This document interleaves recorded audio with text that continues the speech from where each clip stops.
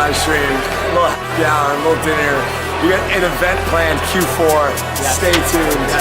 We're going into the events business. Robbie, Andy, the boys. Shout out. 2 straight days, live stream straight from permissionless to Rollup TV. Coming for the #1 spot. Don't wait up.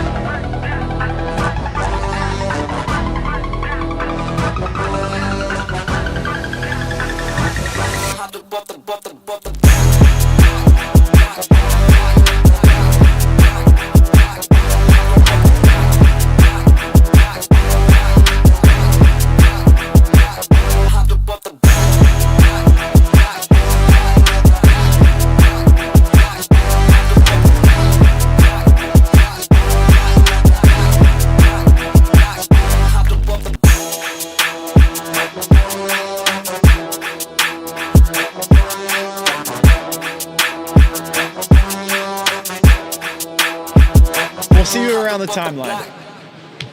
Feels good to be back. Welcome to SmartCon, baby. NYC. We're going to Live zero. from SmartCon. We're going to zero. We're just started. Who sold? Did somebody sell? Did you sell? Not enough. You didn't sell enough. It's red button season. Bitcoin falls under 100K, and we're live from SmartCon. It is at 100,793. Oh boy, we're chat bouncing. about the price today at SmartCon. We've got bigger fish to fry, Andy. We're here in New York. Can you please give us your bullish thesis? Because I am showing you to see the bullish thesis, guys. Pull the truck. Somebody show me the bullish thesis, please. Please show me the bullish thesis. We got an insane lineup today. We've got our buddy Jim coming in. He's ready to go. We've got Jackie from Token Relations. She'll make a surprise appearance. Oh, boy. We've got Very quite exciting. a few other names coming in. But, my God, can somebody please press the green button? That chair right over there is going to be the home of some of the top people in finance, some of the top people in fintech, crypto, digital assets. The people who sit in that chair are going to be the people pushing forward this community and the people that are ultimately taking us to the next level and making crypto a reality. I think that's awesome, guys. Street, Don't get me wrong. I truly think that is what we are I'm doing pretty here. concerned about the price. But right now, BTC just hit 99.9 and everyone's freaking out. I think we're going to be all right. Everyone on the timeline's freaking out. I think if you zoom out and you stay patient, I think you can see that the trend is intact. I think we're here in New York, the home of finance, the king of capital. And I think America is the place where a lot of innovation is happening, both in finance, crypto, and digital assets. And I think that is not slowing down. I think that is the reason to be bullish. We've got several catalysts that will propel us. Please tell me. Well, I think if you look at What is the catalyst that you have on your mind? The only catalyst that I'm seeing is that it's looking rough out there, boys. What debts are buying? Well, I think if you Let's go band for band here. You're gonna play the bullish card? I'm bullish, yeah. I'm gonna play the bearish card. All right, we'll go here. We'll just go for a couple minutes and then we'll have our first guest. Sure. All right, so the DATs have no buying powder left. The MNAVs are literally back to 1. MicroStrategy is nuking. ETH DATs are selling, and yeah, we're in trouble. You clearly did not tune in for David from Hyperliquid Strategies, did you? Okay, so you're talking about $1 billion Hyperliquid DAT that has yet to even be started. That's right. I'm talking about $1 billion Okay, of I'm talking about the fresh actual powder, whales, dry powder, fresh capital that has yet to come into the industry. actual whales but who he's have already tried to keep committed this to industry alive the last year are out of powder. Didn't Tom Lee buy $300 million of ETH like 2 days ago? And what did that do? Okay, so that's argument number one. I'd say argument number one is that DATs are not done buying. Argument number 2 is stocks have been on a generational tear. That's right. There's just no way that they can't keep going up forever. If they pull back, we're going to get a deeper pullback. So how many times do people that call tops get to call tops? Because after you say something is going to happen 5, 6, 7, 8 times. You mean like alt season? Right. So if you're Ben Cohen's haters. So maybe if after you say it 8 times, if it happens the 9th time, you Then get you're right. you get to call yourself correct. Yeah. Right. But that would mean that, you went 1 for 9. And that batting average doesn't even hold up for minor leaguers. So I think if you're watching this, you can understand we're in the heart of what is a really, really fantastic industry movement. Yeah, I mean, look, it's all happening. Everything's happening. But it always all happens at the end. Does it feel like the end? No, it feels like the beginning. Well, it feels like the end of the old. It feels like the beginning of a newer, longer, less exciting, more slow, mature phase of adoption that is at the it feels like the last hurrah. Like it feels like the party lights just went out and like the cops just showed up. But like the cops aren't trying to shut it down, they're just taking all the alcohol out of the party. So it's like whatever happens from like 4 a.m. onwards is just gonna be no booze. That's what it feels like. It feels like we just went to 4 the last 2 years, and it's 4:01. The cops showed up, and it's a dry party from here on out. So I have never been to a party like that, but okay. I've been to plenty of parties where there's a lot of fun, and it does feel like this is a little bit of a lull in the music right now. Yes, it definitely is. And so what we're going to do is we're going to invite our friend. We've got Jay from Magic Labs. He's going to come up. He's ready. He's here. Let's get him up. We're going to talk to him this is about a fantastic the policy. Because we've got an incredible event that's planned. What's going on? Jay, welcome to the program, brother. Good to see you guys again. Welcome to the show. Great to have you. How's SmartCon treating you? I just got here, but I love the energy. Yeah. I love the blue, and it's a different kind of conference than like Denver, other conference I've been to, but I love it. Yeah, it definitely is. I mean, if you want to just build on that, like, we see, the type of people, we can see people in suits. You don't really get much of that at ETH Denver. Yeah. As far as the convergence between like crypto and Wall Street, how do you see this manifesting in these sorts of events?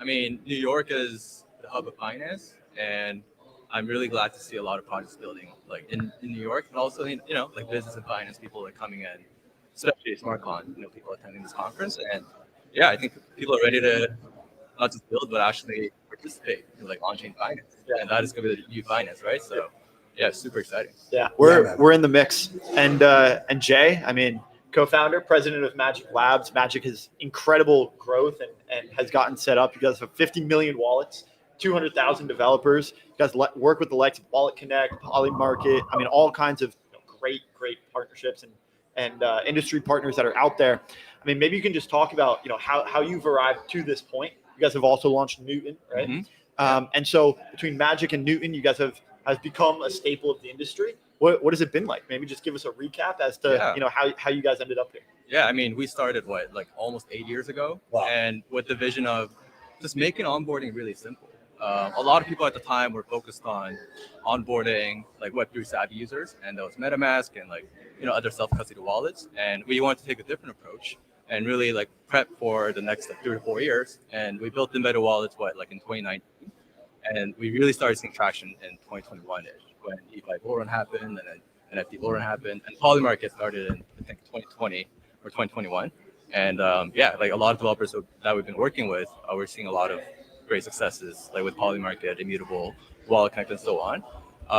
But one thing that we focused on from the beginning was balancing between UX and security. So when it comes to onboarding, we took Web2 login that's pretty much out there already and projecting that onto the Web3 technology. But then at the same time, since in Web3, identity is yourself plus the wallet.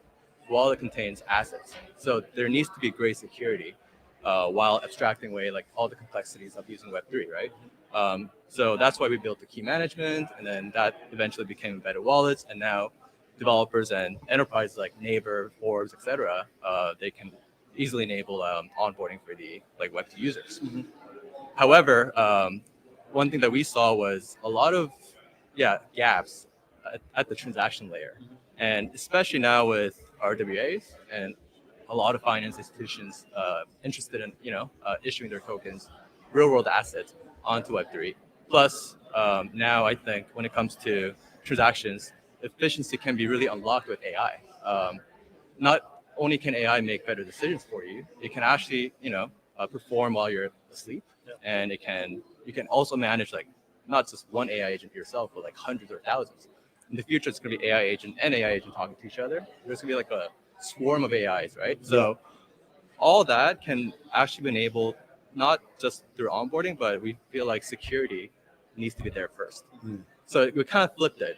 With onboarding humans, it was more about UX that we had to change and security backing it up. Right. Now at the on-chain layer, it's about transactions, and that involves a lot of money. And there's a lot of volume already happening, and there'll be a lot more volume when Web 2 projects onto Web 3, right? So how we thought about that was, people talk about code is law, and I agree, but execution code at the VM layer, that shouldn't be the law. What we feel is that code can't just be like immutable. It actually needs to be mutable, but it needs to be compliant. And that's where the policy aspect comes in. So we call like policy is the law, right? And how this works with Newton is that basically policy runs on an off-chain environment, and you're able to pull in external data sources, accumulate chain analysis, coin market cap, weather data, any data that's evolving, right? We're able to pull all those external data sources, and there's a specific programming language called Rego, which is widely used within Web 2. We brought that onto Web 3, and Newton is able to run those policies that can be defined by developers, or it's very easy for financial institutions like enterprises to define, and then that policy can be run in parallel with transaction being first evaluated. So if the policy is evaluated to be false, then transaction won't go through. Right. That is like the switch. I would say like I wouldn't say like dead man switch, but that is one layer that I think needs to be added so that these institutions are comfortable putting their assets on chain. It's not only about compliance off chain. Of course, you got to go through traditional rails to like regulation, all that to get it onto Web3. But when it comes to transferability, and that you want actual volume to be happening. I think that's why we're not seeing as much activity on the transaction yet. There's a lot of issuances that I think are happening now. Obviously, we're seeing a lot of people here at SmartCon doing that. But Newton is really, again, thinking more for the future, but I don't think future is that far away. It's only like a year or two away, just looking at Clarity Act, how that's progressing, and obviously with the new administration and just seeing a lot of projects actively involved in the space. So, so Newton is really here to solve the security aspect when it comes to transaction. We had a fellow from the payments team from Polygon earlier, and he spoke about how the goal is to make money move like information does, right? Information from a text to a tweet to a post to anything, it flows so effortlessly and efficiently through the internet. And basically, we're getting there with stablecoins. We're getting there with blockchain composability, these types of things.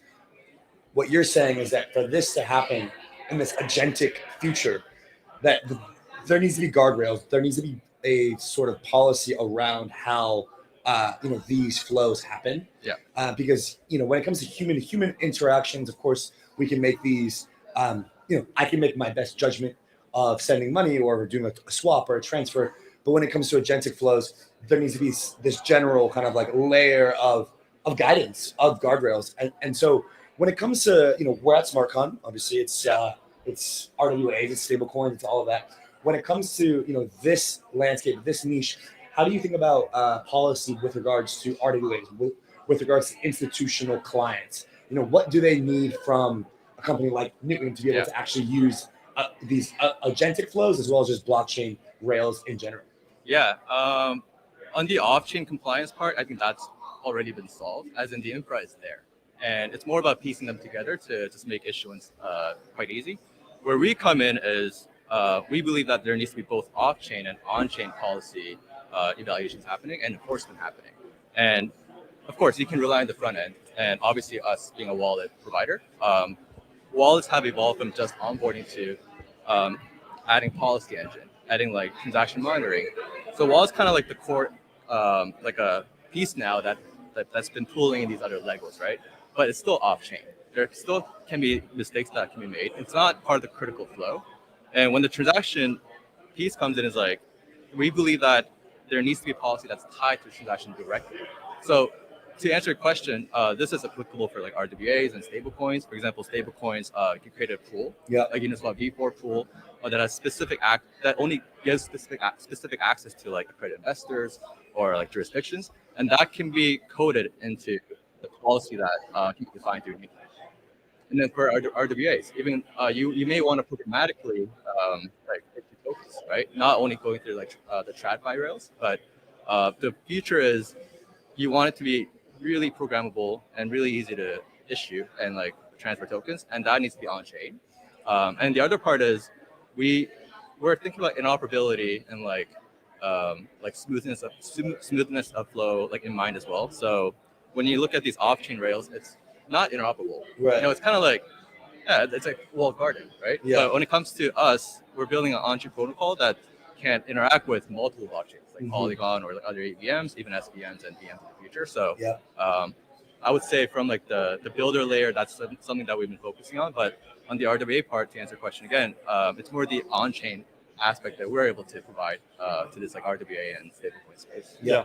One of the things I appreciate about Magic is that you guys early on did not fall for the decentralization theater, right? There was it was all decentralization, code is law, that all great, but you didn't kind of drink the Kool-Aid of the ideology. You said, look, people still need a connection to their wallet. It needs to be more familiar. We can't just throw people into self-custody and think that they're just going to figure it out. There's some people that are ready to take that leap, others that aren't, and you guys have made a lot of applications like Polymarket a lot more approachable as a result of doing that. How does that scale to enterprise? Like, you know, that opened up a lot of consumer applications. Just basically the sign up with email is something that's so much more familiar than a seed phrase. Enterprise is a little bit of a different world. How are you guys starting to now go and transition and shift into the enterprise world? What are you guys doing to support enterprises that are coming into the space? Yeah, developer enterprise are very different when it comes to the motion. And for developers, they really challenge us to, for example, like UX, performance, reliability. They really care a lot about that. And Polymarket, obviously, with the election and now with the sports betting, and obviously today election is going on within New York. There's always a lot of demand and volume coming. However, I would say developers are more comfortable when we kind of define or recommend the UX for them. For the enterprise, they have certain preferences, and they all have, I would say, there's some like overlap when it comes to these requirements, but they're very specific usually and different for enterprise. So from the UX point of view, we made it very easy for embedded wallet to be pluggable into their needs.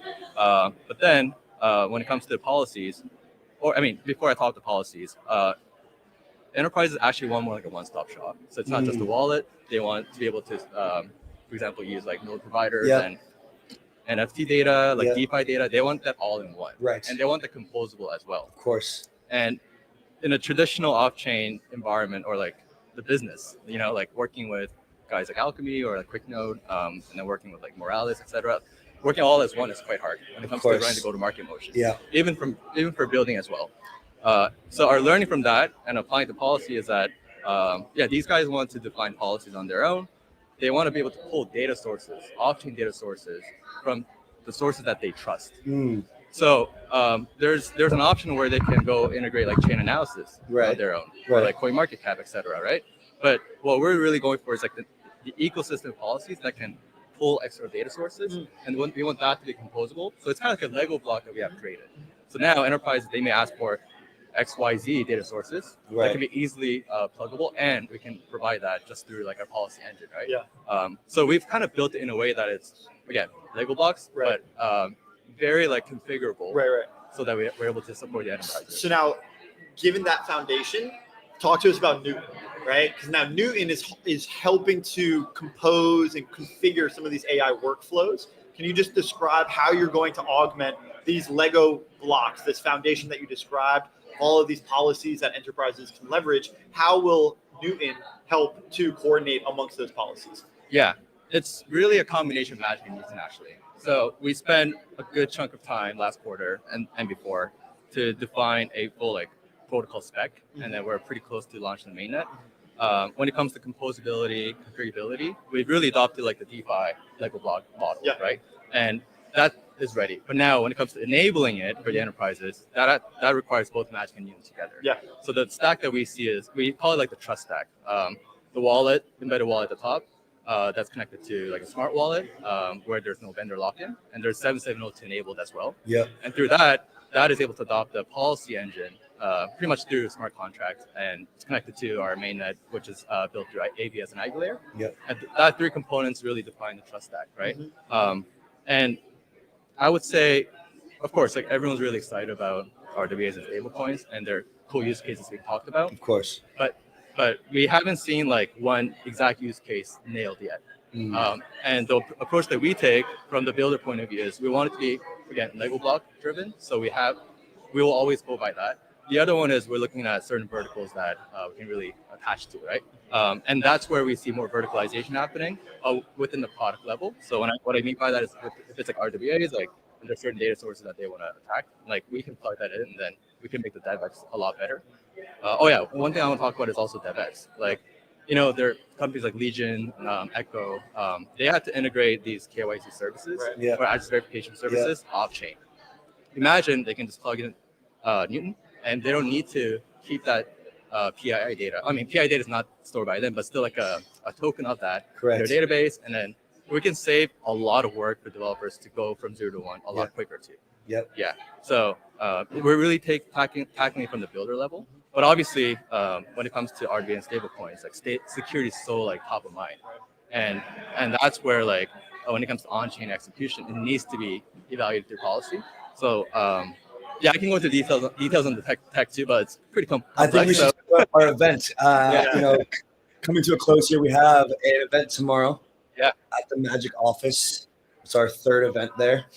Why is it so important for us to be bringing this traditional finance community into some of the DeFi, Ethereum, kind of like OG type of community? What does this kind of coalescence mean to you personally, as well as the broader Magic team?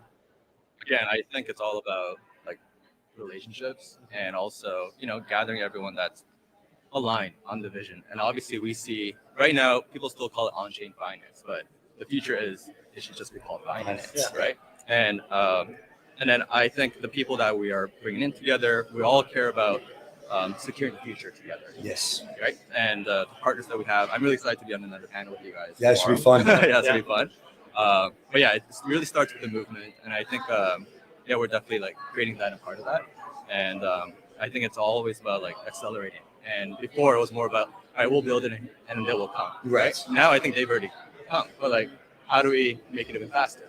How do we even show adoption faster? Yeah. So that's really the goal. And tomorrow's event, I'm really excited about it.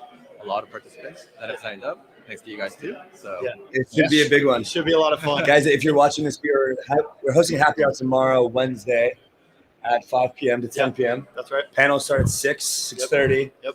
We'll have drinks. 10, We'll 15 probably minute have walk. some square Jello shots. What's new there? 10 minutes from SmartCon. Easy walk. And Jay, Best event in New York. You guys have been such great event partners. You and the whole Magic team. I mean, shout out to Steve, behind the scenes, Alex, Michelle, Chloe. I mean, all that have been such an incredible team to work with and help set up and coordinate. We've obviously been busy setting up a lot of the SmartCon related live streaming things. Your team has really led the charge when it comes to events, and I really appreciate you guys being great partners. Thanks a lot. I mean, likewise, it's all possible because you guys are working with us on this. I appreciate it. Yeah. Jay, thank you so much for coming on, man. Big day here for you. 2 days. I'm sure you've got some RWA people that you need to meet, some suits. I need you to go out there and be the most institutional version of Jay, all right? All right. Maybe I should go change. All right. All right, Jay. Thank you, man. Thanks, Jackson. Yeah, pleasure, brother. All righty, guys. That gets us kicked off. We're kicked off. We are live. That gets us kicked off. And we are rolling. So next up, we've got Adrian from Tron. I believe he is the director at the DSA. We're going to talk to him about digital sovereignty and inclusion. Adrian, come on up. Come on up. All right. That chair is yours. Welcome to the program. Welcome to the show. Thank you. I'm digging your suit. Appreciate it. It's very SmartCon of you. What's your first impression? Give us your first impression of SmartCon of New York right now. How's the vibes? How's the energy? It's amazing. I love it. I love what they've done with the space too. As far as like, you know how hard it is to find big spaces like this in New York City. Yeah. You got to put on a conference like this, going to multiple floors up. Love it. Love it. Yeah. It's been fantastic. It's awesome. Yeah. Well, what's your prerogative here? Would you say? You know, when you're coming here and you're meeting some people, builders, founders from both sides, right? We obviously have approached things from the crypto and the digital asset side, but there's also the Wall Street side. Jay, just before you said, look, these are no longer DeFi, TradFi. These are just finance. Yeah. So when you come to an event like this and you kind of see these worlds collide, what is your goal and what are you trying to accomplish? Honestly, I think there's so much we can learn from each other, right? I mean, look, we're converging, right? The traditional finance world and then crypto firms. There's no doubt about it. There's so much both sides can learn from each other. And if I could just offer one message, it would be, let's stop, particularly to the TradFi guys. I'm sorry, but it's not something I haven't said to their faces previously. But look, man, if you're in TradFi, just stop playing defense. Look, it's time for all of us to work together. We can compete on compliance. We can compete on, profit margin is fine. But let's just stop being a stick in the mud. Stop trying to prevent crypto from offering public products and services. That'll be great for the people. Yeah. And last thing is just use this as an opportunity, man, to up your own game. Yeah. Every single person who's got a bank account freaking hates their own bank. I don't know a single person who goes, "Oh, I love my bank so much because they're so fast, their customer service." No, man, not at all. Yeah. So use this as an opportunity. Up your game. Yeah. Listen to your customers. Faster payments, global settlement, Yeah. right? I mean, lower fees. Just up your game, man. Yeah. That's it. Yeah. It's really a no-brainer. Adrian, tell us a bit about the DSA. What do you guys do?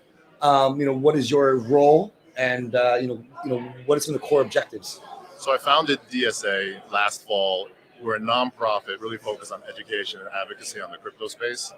And it just occurred to me that you had so many people doing good work in the space, large organizations based in DC. But what we really needed at the time was someone smaller and nimble that could really get to Capitol Hill and help make sure that they were getting real information, factual information, so that they can make better policy decisions, right? Cut through a lot of that red tape, cut through a lot of the legal nonsense and BS that was sort of gumming up the works. And so that's what we strove to create. And I'm really happy to say that we've got a lot of support from the industry.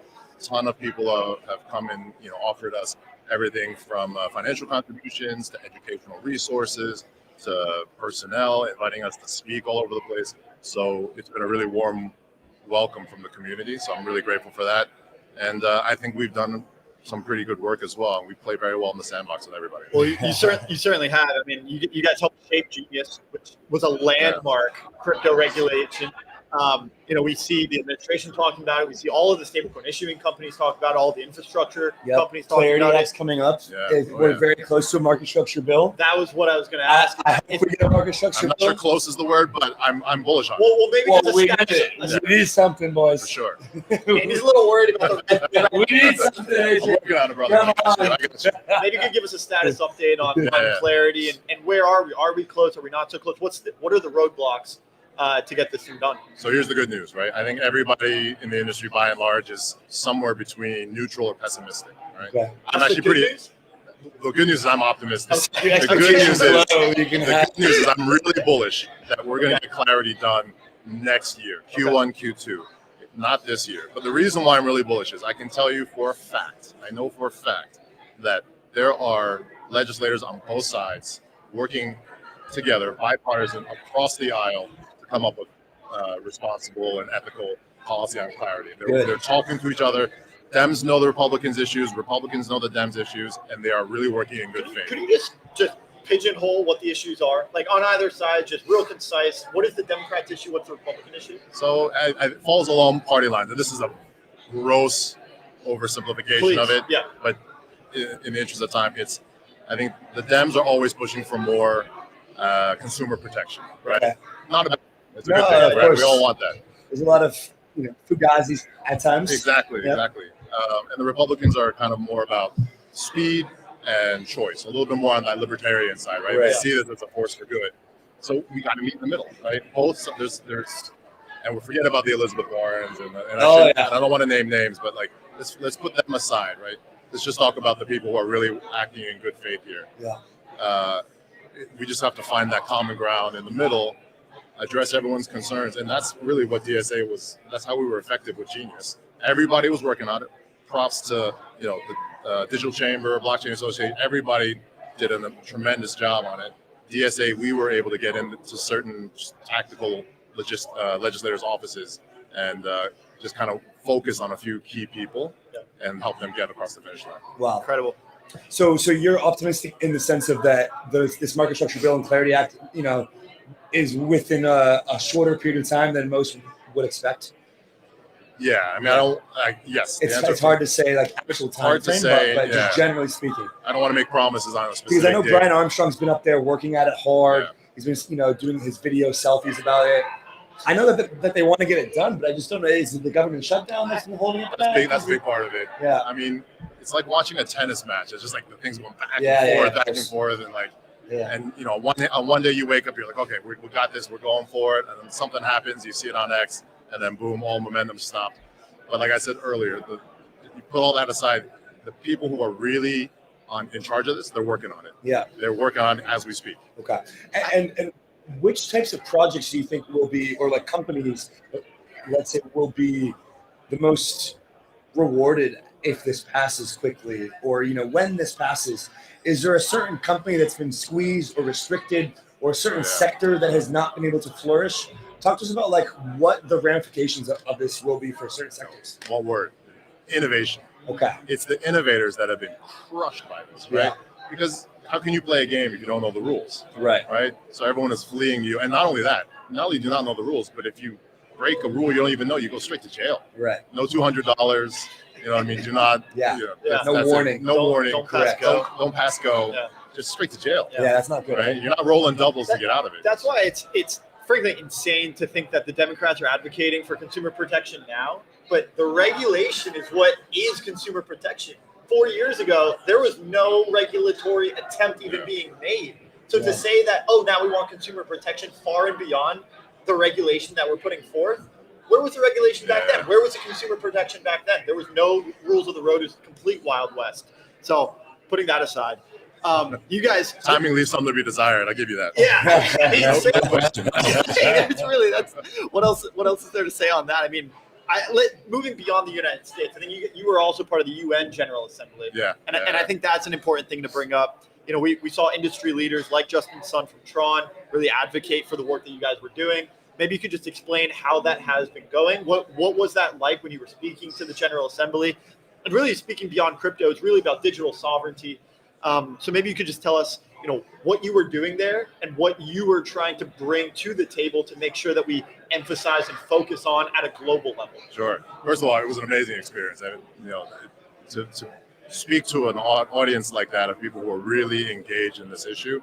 And the issue is emerging tech, blockchain, stablecoin, AI as a force for good, as an opportunity to uplift an entire continent of people who are marginalized when it comes to ability to access any type of financial instruments or bank, ability to access a savings account, right? So from that perspective, it was really awesome to have that opportunity and to sit alongside business leaders from Africa, NGOs, the World Bank. There were so many amazing minds in that room. As far as the importance of the issue, for me, digital sovereignty is not a tech issue, right? It's a humanity issue, right?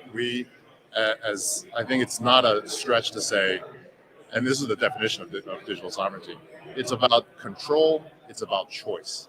So you should have control over your own data, and what you choose to do with that data should be up to you without coercion from anybody else. Yeah. That's the fundamental thing. Having said that, data doesn't exist in a vacuum either, right? You should be willing to share your data so that you can reap the reward. There's a lot of examples in the medical community, right? Like if I know one thing about myself, that doesn't really help me. But if I'm willing to share that data and pool with society, now doctors and researchers can figure something out about illnesses writ large, and then come up with vaccines or solutions that will be helpful to me. So data in its own doesn't necessarily equal value, but the idea is control. It's control and ownership and choice. Yeah. Yeah. What were some of the broad themes of conversation there? Obviously, digital sovereignty, but was there any particular moments or stories that you could share that imparted some wisdom, or that you could share with our audience? Sure. Well, I think from the message I was trying to get across to a lot of the folks there, because they're good-hearted people, Right. that one person was like, let's just give everyone a bank account and let's put in some money in there. It could be in stablecoin, and let's teach them how to generate yield and what they can do with that. That's great. I love that idea, except you don't teach them, you don't give them that education, right, on how to do all these things. So I like to say that financial inclusion without financial literacy is a bridge to nowhere, right? It's access without empowerment. So it's along the lines of that parable. I can give you a fish and you can eat today, but if I teach you how to fish, now you're set for life, right? So we really need to double down on that education piece. Not just the broad, by the way, here too, right? We see adoption rates in stablecoin increasing. They're not increasing fast enough. Part of that is education. Part of that is innovation, but a huge part of that is education. Yeah. So, digital sovereignty, crypto makes up a really important piece of that. Who's advocating against this? Like, what are the issues that they're trying to force? It kind of seems like a no-brainer, at least from people in our generation. Yeah. We grew up with the internet. Are there pushbacks? If so, what? And who are we fighting here? It sounds like we're fighting Mark Zuckerberg and Cambridge Analytica, right? Is like where or a lot of these guys have kind of taken our data, done what they wanted to, and not passed on the rewards that you're talking about reaping. 100%. And so, we have to find that common ground. What are we fighting? If we want to use that term, yes, it's big tech companies that exist on, using AI to hoover up all this huge amount of data and then do whatever they want with it. There has to be some way that people, it's my data and I should be able to monetize that in some way, right? So those are the two opposing views. It's my data, I should be paid for it. And the other side, it's we need your data so we can actually generate product. Again, it's like Republicans and Dems. The truth is somewhere in the middle, and we got to try and find how to get people there. What does success look like here, right? Like, is it a material impact that people are going to realize that they now have custody over their data? What are they going to be able to do with it? Generally, if we're looking 3 to 5 years, right, and we're looking back and we're saying, okay, that was a success. How would it look differently? I think it's got to be regulation that protects choice. Agency. Yeah. Right now, too much of our data is just stripped away we don't even know it. Right. And we've learned about it after the fact. Again, I'm not against big tech companies taking our data and doing something amazing with it that we all love and use. Right. I mean, ChatGPT, you name it. Great innovation. Well, it's arguable whether that's going to be a great innovation. Depends on the outcome on jobs. But at any rate, I think the option, it has to be about choice. It's got to be the agency, right? We have to know when our data is being taken. So there have to be ways to fortress that data for ourselves. We've got to be able to protect it. What are some of the companies that you've been working with more on the enterprise side rather than the government and the regulatory side that have helped enforce this vision and have really provided the tools and the infrastructure that you're now taking into the global and the United States, decision lawmakers? What are some of the companies that are helping to power that movement? Well, you mentioned Justin Sun earlier. Tron has been a huge supporter, and they've really helped our mission a lot. One, I mean, they're huge in Africa. I mean, they were, I think, one of the largest blockchains that underwrites majority of those stablecoin transactions, cryptocurrency transactions. So they have a familiarity with that part of the world. Here in the U.S., I think there's still over 50% of stablecoin transactions are going on Tron's blockchain. They understand the importance of the right regulation, making sure that legislators are informed so that they can write the right policy, right? And so their team has been incredibly helpful.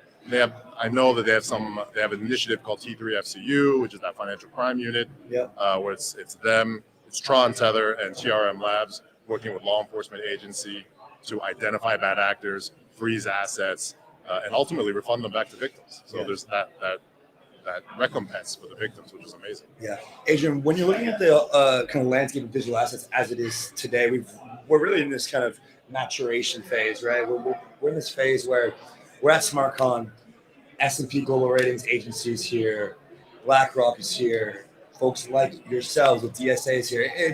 It's gone out of this cyberpunk kind of like movement into this larger financial primitive, and putting the tech aside, it's very finance oriented here at SmartCon.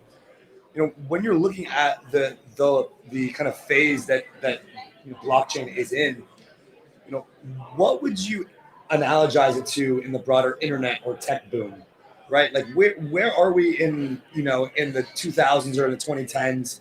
What can you kind of analogize it to, and then how can we use that inference to kind of allude to what's coming next? I think crypto is in a really good space right now. It's not. I think it doesn't suffer from the problems that AI has right now, where there's just so much overvaluation. Crypto did, by the way. There was a time where people were just throwing stupid money at crypto because they didn't understand it, but they thought it was the next big thing. Maybe like 10 years ago, before the previous administration. The good news is I don't think we're going to have to deal with any of that. So people are being very smart about how they offer finance and offer investment to new innovators and new creators. Creators and innovators are taking that under consideration and say, okay, I'm going to bring something out to market. It can't just be scribbled on the back of a napkin. I have this great idea, but I need to figure out a way to execute. Right? And there's so many resources at conferences like that, like this, where we can help with those kind of issues. So whatever your need is, you come to these and you can get connected with the people that can help you out. Yeah. I think crypto is in a great space. I think now we've got, if the regulation passes the way we think, that's like the final piece of the puzzle. First, there's a need. Then crypto came in and filled that need. Then there was adoption. Then there was regulatory catch-up, which was the painful pass that we just went through.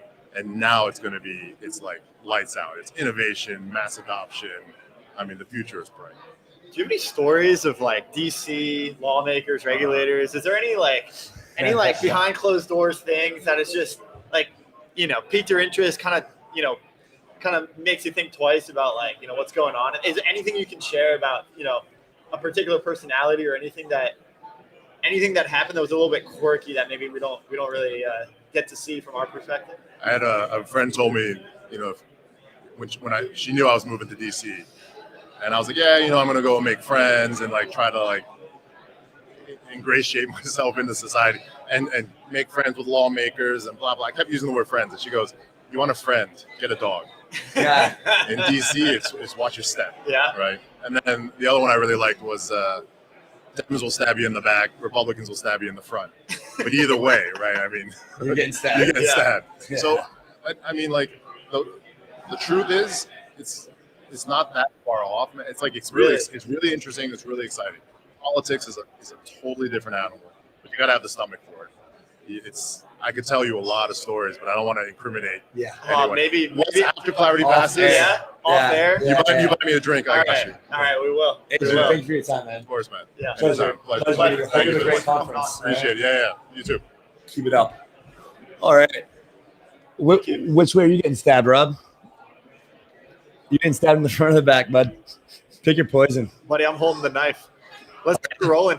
I think we're gonna have our friend Jackie come up for her grand entrance into the show. She'll be vibing with us for a bit until she. I want to make it perfectly clear to everyone who's listening, everyone who's watching. Let's be perfectly clear. Talking Tokens is as much a co-host of our event on Wednesday as anyone else. You guys How they were left off the poster and the tweet, I don't know. Yeah. Diplomatic. That's getting fired. We're trying to raise You can't fire yourself, guys. Yeah, we can fire ourselves apparently not. Look, there's a lot of people behind the scenes. We love them all, but there's some things that slip through the cracks. So very much looking forward to our event. tomorrow. Okay. It's a lot of fun. Honestly. We're significantly oversubscribed. Yeah. Who's doing the door? Andy? Yeah. She's trying to come Management. There we go. Jack is what she's like, that guy's gonna be the bouncer. Yeah. But that's what I'm saying? Okay. So what have you been up to? You've been working? You've been doing pods? I've been working. Tokenization podcast? Yeah, with Okay. Securitize. How's it going? It's good. So yeah, the Talking Tokenization is kind of like a spin-off within the Talking Token show. Nice. And it's obviously about tokenization. You know, we had feedback from Etherealize on. Yep. We've had Carlos from Securitize, obviously. We have a lot of other big names coming on. And yeah, I think, like tokenization is just something that everyone wants to talk about right now. It's like something that everyone has questions about. And so it's like, why don't we just bring these people on and explain it in their own terms? And it's funny because like, I always ask like, how would you define tokenization? And everyone has like their own varied answer for it. Whereas like, it should just be one standard definition, but it's such like a new topic that of course there's different answers, right? And they all kind of circle back to the same theme, but that's really the takeaway there. For a long time, the best and brightest in our industry, that's all they do is argue about definitions on Twitter and go back to Twitter. And they still keep it too technical. Yeah, so, that's why they need podcasts to hear everyone's opinion and come up to some consensus. Exactly. How have you been able to kind of reorganize and optimize your content stack? Like, why tokenization? Why crypto in America? Why did you choose these topics? Yeah. And maybe give us an idea of what could be coming next. Yeah, no, that's a good question. And then like with token relations, which is the business side of things. I mean, I came on your show in the spring, summer. Yeah, it was about You missed it? I think you were there. No, it was just I think it was checking in. just Really? you and Andy, yeah. Were you nervous? Unfortunately. Unfortunately, fortunately, you're lucky. She's trying to corner me in a club in Canada, and I was like, hi, Dude, guys. oh my God, we are not doing this. All right, so come on, please. You want to tell the story? No, not I think I was totally fine. I'll take there's a story. Who's going to tell it? Let's see if which perspective we there's hear no from. story. We were just at a nice conference, Right. and Andy was having a great time that I was night. having a good time. That's Yeah. Fun. What's new? I'm always having a good time. Yeah. You guys know me. Dude, so what's your What was take? the question? What's your take on Blockworks laying off onto their newsroom? Woof. Another good Yeah, question. that's tough because I worked there. That was actually my first job in crypto. I was a Okay. crypto reporter there.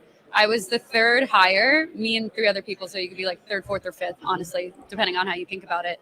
But at the time, it was like a very new newsroom. It was very scrappy. I always kind of joke that like we were definitely overworked, but like what startup isn't, Yeah, right? for sure. And I loved it. I'm not saying like anything bad on that front, but I remember there was a time too when they talked about how they wanted to become the Bloomberg of crypto. And, sometimes that gets you like laughed out of the room, especially in the crypto space. You guys know, like the Rollup wants to be the like X of Crypto, it's weird. whatever, right? Yeah. And I remember them saying that, and it resonated with me. This was like back in 2022, probably 2021. Yeah. And essentially they said, we're going to go in on research, we're going to go in on news, and it's going to make sense. Yeah. And then, they did. And with Bloomberg, I also worked there, and I know that the terminals make most of the money. Right. The newsroom makes no money. Right. What I don't know the exact revenue, but it's probably like scraps compared to like the terminal, the data, etc. But they still kept the newsroom alive.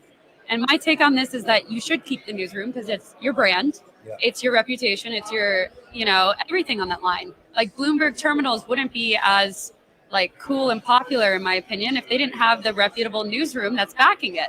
And they have 1,200 journalists. I don't think Blockworks has like, I don't know, maybe 10. A lot less now. I don't know. Yeah. Well, it's 0 now. Thank you. But listen, I mean, I worked at Blockworks in the early days. Mike and Jason, the co-founders there, are very smart guys. They know what they're doing for sure. And I think it probably just came down to numbers and maybe not wanting to manage so many heads, which is reasonable. Sure. But it's tough. It's a tough because I mean it's not just stats, it's not just numbers, it's people's livelihood. Mm-hmm. It's also their reputation, to Jackie's point. It is their brand identity. It's how everyone else, aside from their customers, knows them. Even though enterprises and institutions may buy these data packages and make up most of their revenue base, the way most people come to terms and come to know Blockworks is through their media. It's through their media. Well, I mean, we've talked about it, right? We talked about how it was like top of funnel events and news and podcasts into this data, into whatever it is. And I mean, for some reason, But Top of Funnel just wasn't doing it. Are they keeping their podcast? Yeah, Right. yeah, but then like Jack from Lightspeed got he laid got off. mixed Sorry. as well. So I was like, who's hosting Lightspeed? Is it Yeah. just Mur? I don't know. Yeah, it's weird. Hey, less competition for us, right, guys? So Jack, what was your background? Yeah. Well, I'm just curious. What was your background before Bloomberg? Like Andy and I got into media. You mean college? I mean, What do maybe you that's- think I am? or journalism, like more traditional journalism, I guess is what I'm getting at. Is like, you know, Andy and I got into media through podcasting. And so it Okay, was very much, interesting. it wasn't like the typical, like, we've got to go, like, get into rooms and try to get, like, a tidbit of information to, like, go write a story. It's just, like, how I think about journalism. Typically, it was very much like people were willing to come on the show and tell us everything that they knew because the space was so young and early that we were all growing the pie together. Yeah. We never had a fight for information, you know? Yeah. But I get the sense that maybe you and your partners have a little bit more traditional journalism experience. Do you? Am I getting the wrong impression? Just kind of fill me in on, No, I think like, you're right. what your background is and how you grew from there. Yeah, no, that's a good question. And I think when I was at Bloomberg and S&P, it was a very traditional journalist job. I covered energy markets and oil trading. And it was the complete opposite of what you just talked about. Like we had a set list of probably like 10 people that would talk on record and the rest were all on background. Nobody wanted to talk publicly. Right. And whereas like with crypto, everyone's willing to talk unless, you know, they're doing something illegal, then they're like, you know, swerving the fucking conversation. Their Am I allowed to marketing curse? team is trying to keep the announcement under It's the wraps. roll-up. Doesn't matter. It's It's the roll-up. I think, trust me. Jackie's cursing. I'm not cursing. I have a potty mouth sometimes. Okay? I'm from New York. Whatever. Y'all. Yeah. Y'all. Yeah. But for me, I think like the journalist side of everything really kind of derives into the work that I do. And I think that's how I operate the business, the podcast, everything, because it's like your personal brand, as you guys know, is kind of who you are. And it's an integrity thing. And it also makes up like everything about what you represent. Yeah. And so like people trust you for what you've built. And so I think from my journalistic background, like, yeah, I'm not fully a journalist anymore, but like I still operate in that mindset where like I'm not going to say this is the first thing or the best thing ever unless I know for a fact that it is. And you can't know for a fact that anything's the best. So forget that. But you know what I mean? Like that's kind of how I think about things. And Andy and I have talked about this. We've got a very unique vantage point on the industry because we're not so locked in and zoned in on ZK or like one particular area of the industry that we can kind of like, we can draw connections between several facets of the industry. And you mentioned tokenization, crypto in America. That was the original question, was how are you choosing these topics? Sure. And maybe just trace through some through lines, right? Like what are some of the higher level trends that you're seeing that you think are going to persist through the next coming months and years? Yeah. So on the token relations front, I think the big trends that we're seeing is stablecoin adoption, tokenization, RWAs, BTC5. That's a incoming like reoccurring trend where people want to earn yield on their Bitcoin. They don't want just like this asset. They want like more. You know, everyone wants more in this space. And then on crypto in America's front, it's just a lot of conversations about, you know, market structure, genius, clarity, bringing back American founders to the US. I think a lot of people are traumatized. And like, I'm not going to name any specific names, but there's a number of companies that were like, we are not an American company. Right. And now they're like, we're an American company. We're the first American LT. Yeah, literally. And I'm like, Dude, come on. can I blame you? You know, like when everyone's getting sued and like you just want to like avoid eye contact with the SEC. Of course, you're not going to say you're American, even though you have, you know, an American passport and you pay taxes here and everything else, There's right? a disincentive, and now there's an incentive to do business in America. Yeah, and I think, you know, for crypto in America, it's like educating the public in a way that's like meeting everyone where they're at. So like we've got policymakers in DC who listen to it, and then we got, you know, crypto people. Yep. And it's like, how do you kind of make a conversation, like you guys know, For the both of them, right? Yeah. Oh, very cool. So you're kind of you're building a bridge between two audiences. Yeah. Right. Definitely. So, you know, we've had conversations with, you know, we're going Wall Street, we're going digital assets. It's been very technological, but then also very financial. Yeah, just bridging that gap. Bridging that gap, and now bridging that gap between policymakers and crypto founders. Yeah.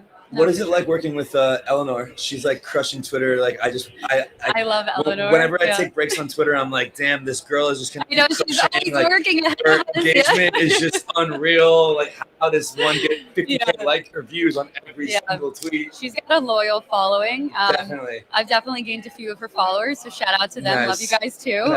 Nice. But I mean, she works really hard.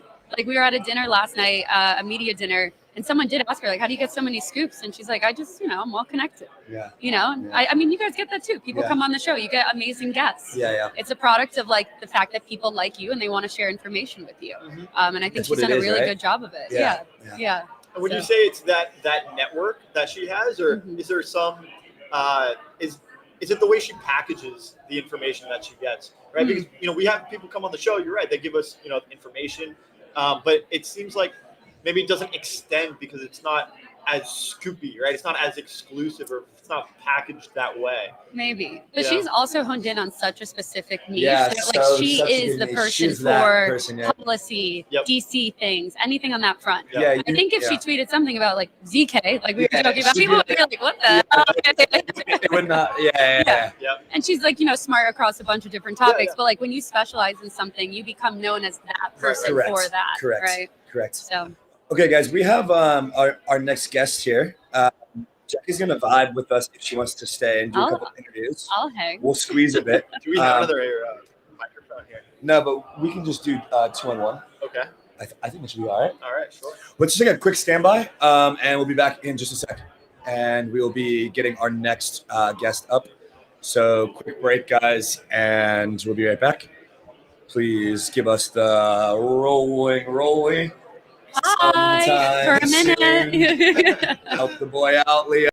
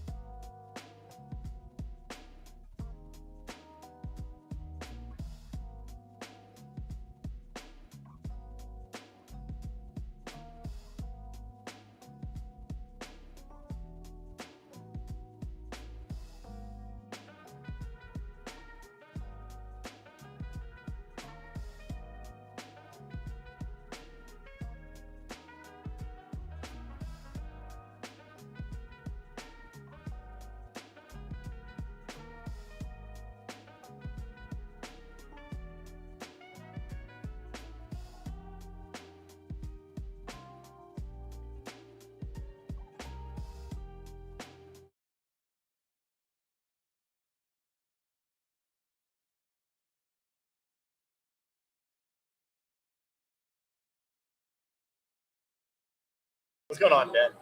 All good. How you guys doing? Hey everyone, I'm Andy, and we are here today with Dan Silverman on the next era of digital infrastructure. He is at Balcony. Man, Thanks for joining us. thanks for having me. I'm actually Jacqueline Melinek. I'm not Andy. Andy took a step out, but it's going to be me and Robbie, right? We're gonna have some fun. Yeah, We're gonna have some fun. Dan, Yeah. welcome to the show. Let's do it. How you doing? How's your SmartCon going? Good. Yeah, it's interesting so far. Good event. A lot of people here. Good panels. So yeah, just happy to be here. How about you guys? Yeah, same It's here. We're packed having here. fun. Yeah. Yeah, it's a great crowd. Yeah. Yeah, it's when worlds collide out here. Wall Street, finance, and digital assets. I mean, Dan, tell us about Balcony. I think our audience is really, really curious. How are things going? How's it built? Yeah, things are going really well right now. So what Balcony does is we're building a foundation for real estate tokenization by bringing land records and other legal instruments that describe real estate at the asset level on chain by working with governments that currently facilitate that process. So essentially building a better, more digital record keeping system to authenticate and validate ownership history so that other real estate tokenization companies could build on top of it, kind of opening the door for people to interact with the broader tokenized economy so that they could fractionalize their properties, collateralize them, etc. Fractionalize the properties as in like you, me, and him can all own a house together. Essentially, I mean, we personally are not in the business of fractionalization. We will enable it.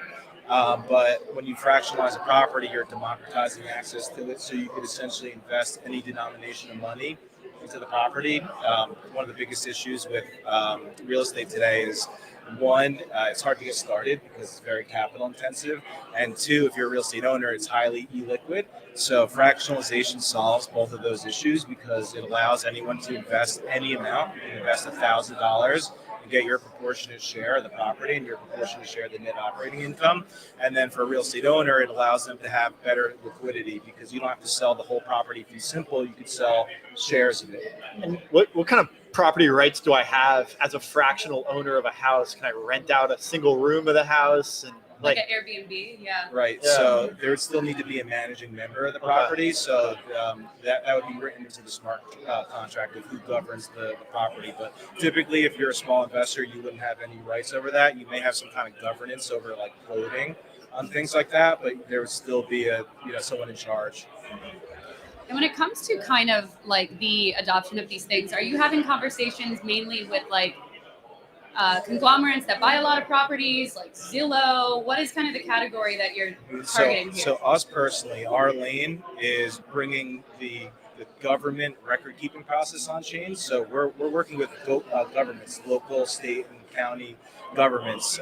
For example, we're working with Bergen County, New Jersey, the largest county in the state of New Jersey, to migrate all of their deed processing on chain. It's the largest blockchain deed initiative in U.S. history. So the goal there is to create this permanent, immutable chain of title that's verifiable, can't be altered in any way. And by tokenizing the actual deed records, they can't be ripped off or fabricated. A big issue, deed fraud is actually on the rise, we think largely because of the rise in generative AI. It's never been easier to spin up fraudulent documents and kind of tell a fake story with supporting documentation. But when you tokenize the deed and you have that provenance layer linking it directly to the county, it makes it much more difficult for fraudsters to pull that off. Yeah, I think blockchains generally are a solution for some of the fraudulent generative AI. Mark Andreessen talks about this, kind of a stamp of authentication. Yeah, like we're entering a world where it'll be impossible to tell what's real or fake if not for blockchain. Blockchain helps you authenticate that. Yep. For a long time, blockchains were a solution in search of a problem. AI came along, solved a lot of things, but also presented some problems. Dan, I've been burning to ask someone about this figure HELOC thing that's on the rise. I think it's number 13 on CoinMarketCap now. It's got a market cap upwards of $13 billion. It came out of absolutely nowhere. I'm extremely curious about it. I know HELOCs, obviously home equity credit lines, there's things at play here in the traditional world, but they're getting tokenized. Could you just give us and our audience kind of like a 0 to 1 on what this thing is? Why has it had such a meteoric rise all of a sudden? So I think what Figure is doing is incredible, and I think it'll enable more liquidity for home buyers. So essentially, like, I don't know too much. I'm not an expert about what they're doing, but I have seen, like you said, that rise. And I think what they're trying to accomplish is by pooling liquidity together and giving people an alternative than traditional banks and finance systems that are cumbersome when actually giving a loan. And I think where it leads is the ability to plug in DeFi and collateralize your assets more efficiently and more quickly. So, one of the big things that like needs to happen is and why we're focused on the real world process is because to foreclose on an asset, there's a legal process to do so. You can't just liquidate property and take ownership and take possession over it the way you would liquidate a Bitcoin that you're collateralizing. So by bringing the governments on board and creating that process, you could code it into a smart contract to follow the actual legal process. And that way we could open up billions of dollars of liquidity to home buyers that are looking for alternatives than the traditional banking system for whatever reason. They may not qualify, or they may, have some past history that comes back to bite them. But this opens them up to a whole new world of financing options. Okay, so my understanding is that Balcony is focused on a little bit a piece of the workflow that happens a little bit earlier. It's actually the tokenization of the asset itself, of the deed, Exactly. not so much the collateralization and the extension of a loan on that deed. Yeah, what we're hoping by bringing the legal process on chain is will enable companies like Figure and other like real estate fractionalization companies to build on top of what we're doing, because it gives an authoritative layer, a real source of truth, because it's being authoritated by the government. And they're the ultimate arbiter of land records currently. Yeah. Is it based solely in America, or is there like regional differences that you're focusing on as well? We're very focused on America right now. Eventually, we will scale beyond the United States. We're just trying to be very niche and focused right now. But I do think when we get beyond the United States, we'll find their systems are in more disarray than in the U.S. So, for an example, early on, we spent some time in Puerto Rico. It's becoming kind of like a crypto hub. So you count that in the U.S.? Yeah, sort of, but not Political really. Question. No. And their big issue is like that hurricane that happened in 2019. A lot of their records are still on paper. It wiped away all of their land records. So there's all these title disputes that happen all over the place now. So we're going to find that as we enter other countries, that like there's still large base of paper or primitive systems that if there's any type of like disaster, natural disaster, or a hack, it could completely cripple them. So we'll, eventually we will scale beyond the U.S. and I think we'll actually be able to improve their systems a lot better than here. Yeah. You're co-CEO, but we've also got you pegged as the chief visionary officer at Balcony. What is that? What is the vision for What is the vision? what is the vision of tokenized real estate? So I started the company with a couple guys. The other co-CEO is more the like business lead and putting the team together and everything. And it's really my vision that we built the company off of. And the world I see is like everything is moving towards tokenization. Real estate will, all financial and legal instruments will move on chain. And the important thing for me was to create that base, that foundation, to bring the legal process to enable all the other real estate tokenization companies, which we know are coming, to build on top of. So one of my inspirations for starting, and to back up a second, I come from a real estate development family. So I grew up, at 15 years old, my dad had me at construction sites, kind of learning the business, and got into crypto in 2017, started buying Bitcoin, more of like a long-term mindset because I come from a real estate family, just bought it to hold, and started learning about the underlying technology and realized it could be used to supplement a lot of the cracks and problems in real estate because it's very archaic. It runs on systems that were built before I was born, runs on COBOL, gets hit with ransomware attacks, and it's just a disaster. All these disparate data sources that don't speak to one another. There's no interoperability. And I realized blockchain could solve a lot of those solutions. And the big thing, like the aha moment for me, was that the deed to your home is just a piece of paper that represents your ownership of your most valuable asset, and somebody could just rip it off. There's no way to provably authenticate that piece of paper. But if you tokenize it, put it on a distributed ledger, you have a real way to track that chain of title. And that was kind of the vision that led me into leaving real estate, which I had a very straight line path to success, continuing doing what I was doing in real estate. But I felt that this was an opportunity that the world was ready for, and wanted to jump in to kind of set the groundwork to enable all the things I'm talking about. It makes me think about my social security card and my birth certificate. I've never seen my birth certificate. Yeah. So I don't even know where that is, but my social security card I've seen and I don't really know where it is, right? Yeah. And so to your point about the deed, it's like, these are important documents that why don't we have a better, more secure place for them than putting it in like a P.O. box at the bank? 100%. Right? That's exactly like what we're doing with deed records applies to all the stuff you're talking about. Could apply to like diplomas, for example, from college. Like, I don't know where that is either. Yeah, me neither. I So, didn't go to college, but all these records that authenticate like ownership or like any type of accolade from your life should be tokenized and live on chain, and that way they can't get lost. They could be provably authenticated, and I think that's the direction the world's moving. You said you have a construction family, real estate family, etc. Or you worked in construction. Your family's very real estate driven. In development. Yeah. What do they think about this? Do So, they get it? No. Yeah. So at the time when I came up with this idea, it was like 2020, and it was actually right when I learned about NFTs, because that was like an aha moment. I realized that NFTs were the proper way to tokenize real estate, because real estate itself is non-fungible, meaning that every deal is unique based on the different attributes that make it unique. And so I sent my dad this whole long-winded email being like, this is the future of how real estate's going to trade. Everything's going to get tokenized and blah, blah, blah. And he responded with one line. He said, son, I think you should stick to your day job. So he thought I was crazy. Fast forward several months later, a lot of the concepts I was talking about were kind of like proven. There was that big NFT kind of bubble. But what I was always saying to him was that like the technology that will come out of that bubble will be used to authenticate real estate. So after I did pretty well in that cycle. This is like 2021. I was early with CryptoPunks, which is like kind of the original NFT. So I was buying them for like 2 Ethereum at the time. They ended up, selling some for like over 200 ETH. You did. And I did. All right. I was Yeah. I don't know if you saw the today. Yeah, it's not the best. A little tough.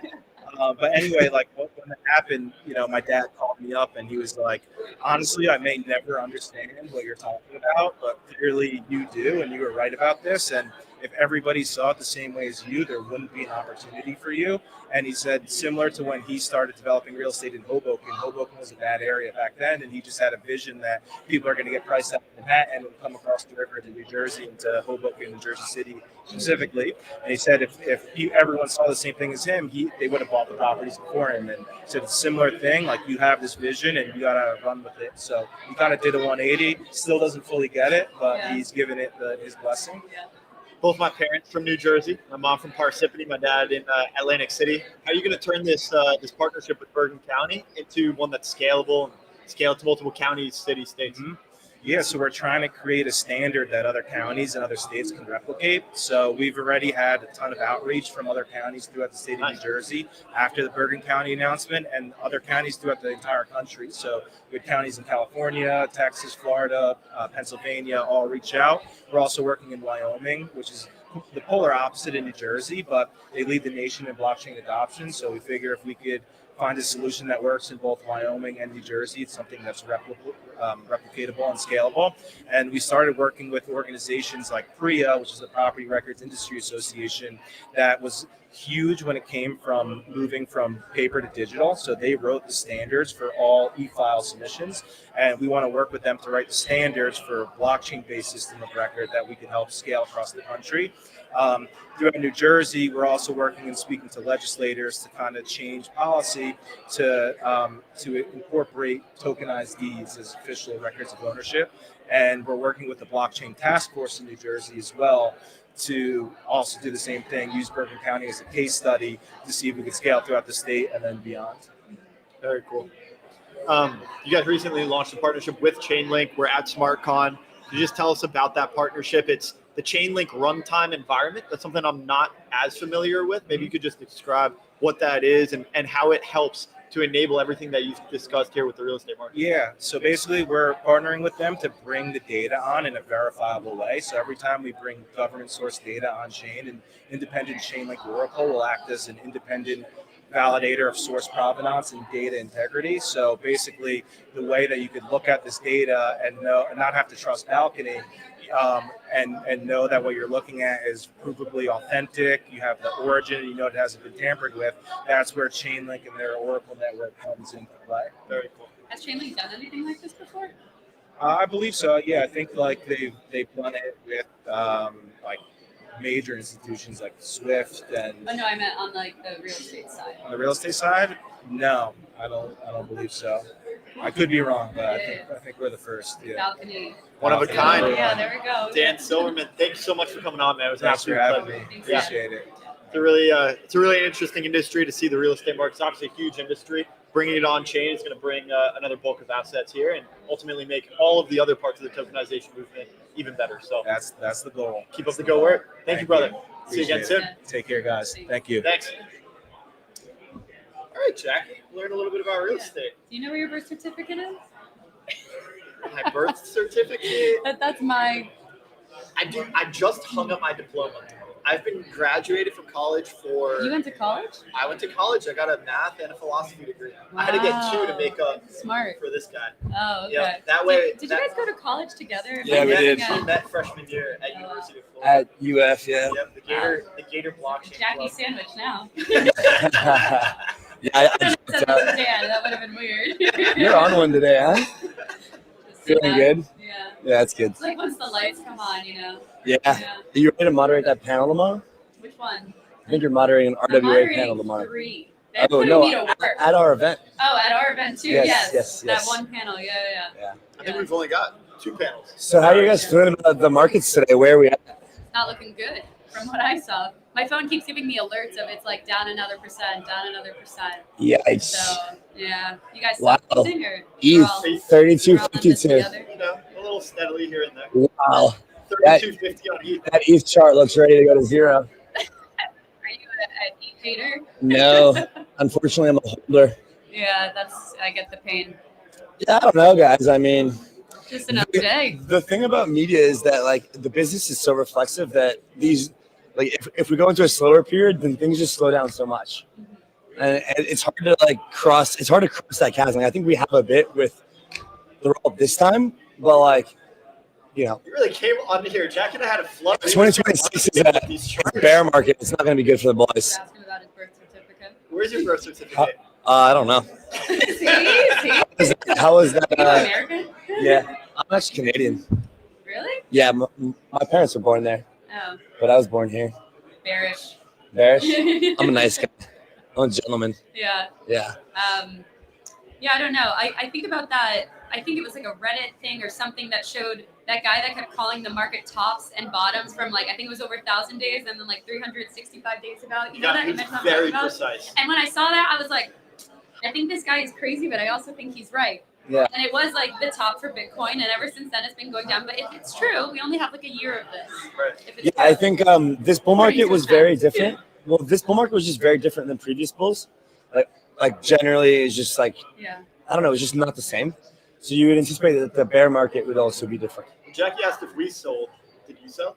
No, I didn't. But it's funny because I had a conversation with someone last week on the show that it came out today. It's the episode with Chao Wang from Alliance. Yeah. And the whole episode, the second half of it, we're talking about how he's been like de-risking this whole year and he's been getting FOMO.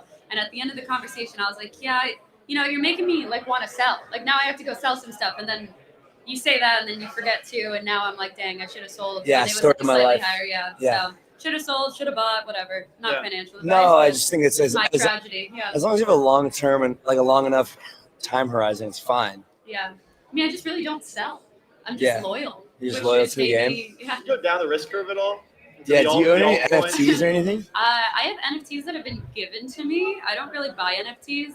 Okay. And I do have some meme coins, but I really haven't like played that game since like last December or 2 Decembers ago when like WIF was a thing. Right. I bought Dog with Hat, Okay. Popcat. They're all down tremendously, but like they were up at one point. They Yeah. were. And then I did turn them into stables, and then I got greedy and I threw them back in. Oh, So that's That's a tough the thing to fun do. part. Yeah, Now, I'm now, honest, Now yeah. you're a community member. yeah, I'm just Yeah. a forever bag holder of WIF or something. I don't know. No, it'll be on the. So what is it'll your be on like? the- You hold Bitcoin and Ethereum and like the Yeah. majors. That's like your main stuff. Yeah, I You don't have, really like- trade, right? No, I don't day trade. I don't Yeah, have no, time. I don't for day that, trade and either, nor yeah. am I good at it, as No, yeah, people listening can probably tell. Yeah, no. You don't do any leverage. Don't do any day trading. Yeah. Stay away from all that. Yeah, I mean, I don't think there's anything more that I should be doing than just like buying and holding things that I believe in and Yeah. respect. Yeah. Right? When you buy the silly ones, those shouldn't be long term. Yeah. So I just, hold on to those things. What's your take on the securitized stuff? The SPAC, the token, like, It's awesome. right? Yeah. They've been building for so long. Yeah. I mean, I think Carlos has been doing it for like 7 or 8 years. Yeah. And we've had these conversations in the past, and I've asked him because, like, I'm a founder, you're a founder, Yeah. and it's not always easy. And there are probably moments where you're like, this is really hard. Even Yeah, like yeah, of on the course. outside looking in, it's like, oh, of course they have everything, things look good, they Right. have all this money, whatever, like, or they've raised a lot of money.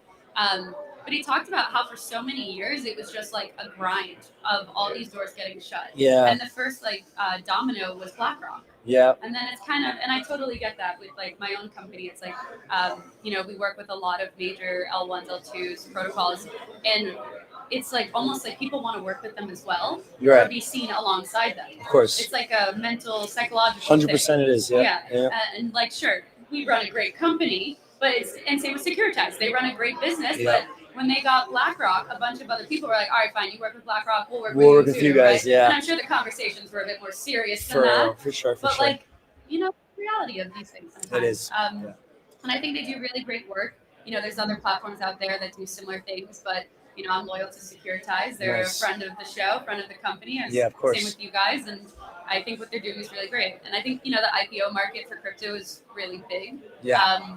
But I don't think all of them will win. I'm not saying that about Securitize, but I think in Yeah. general, like the IPOs it's going to get a bit crowded with like. It already kind of like was getting with the there, right? DATs and everything. Yeah. I'm kind of a DAT hater.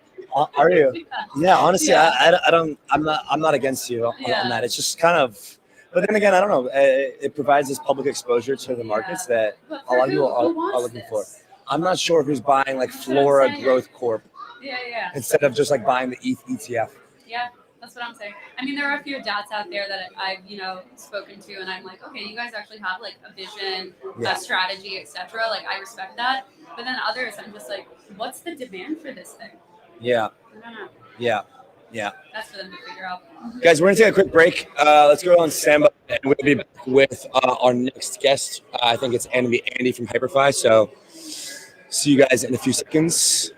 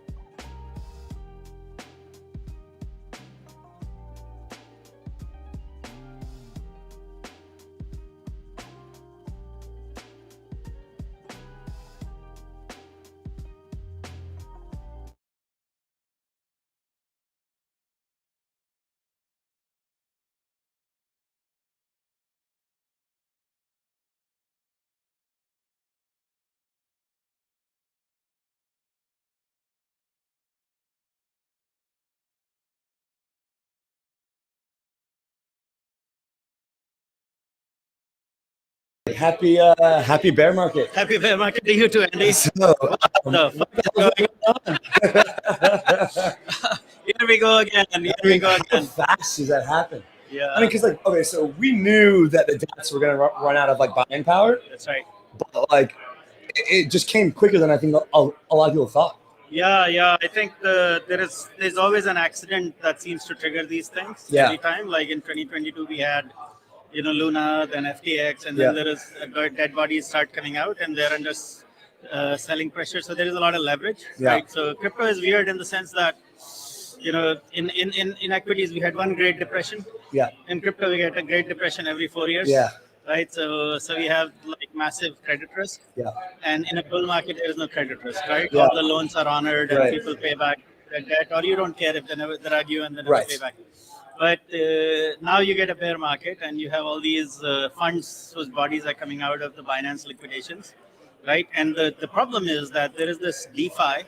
There are these DeFi vaults in Morpho and elsewhere, which are technically DeFi, but they're being managed by people, by these centralized entities, which were technically delta neutral. Yeah. But then they had all these shorts on one side and longs on the other side. The longs got liquidated. The shorts didn't get honored because of ADLs. Because of the ADLs. And now you have now these guys can't honor their collateral. Yeah. So apparently they have all these stable coins, but those stable coins are now down 30%.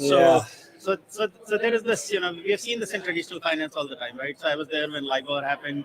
Yeah. I lost my job to LIBOR. Yeah. So I have too many accidents, right? And which I didn't do. I had nothing to do with any of these things. So I was there for Lehman. I was there for LIBOR. I was there for LTCM and a whole bunch of stuff that you'd never want to see ever in your life. And in crypto, we get that every 4 years. Yeah. Right. So it's market risk turning into credit risk, but then there is also what in TradFi, because this is a TradFi event today. Yeah. Conduct risk, right? Yeah. Because we don't know what the exchanges are doing. We don't know. Isn't that crazy? We still don't know. We have no clue what happened on 1010, and it's still there's nothing. I mean, we have some guesses on what happened, but I'm not going to say that out loud. Right. But I mean, ultimately, we are being the industry is a set of bucket shops, and it's like this is when when Gary Gensler left, and I have to be careful with how I say it. Yeah. When Gary Gensler was fired, I was like, okay, look, thank God, but we're gonna miss him. Yeah. Right. Yeah. And by what that means is that if crypto is about freedom. Yeah.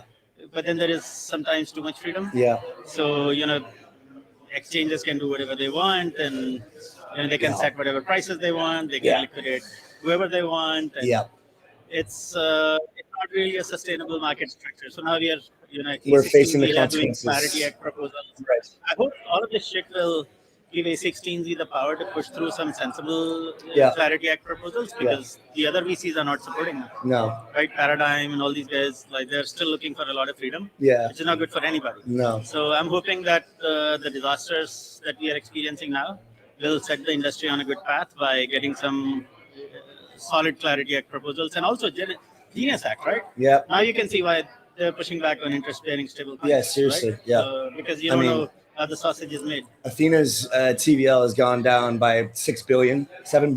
Yeah. So it's topped out about 15. Now it's back down to about 7 or 8. Yeah.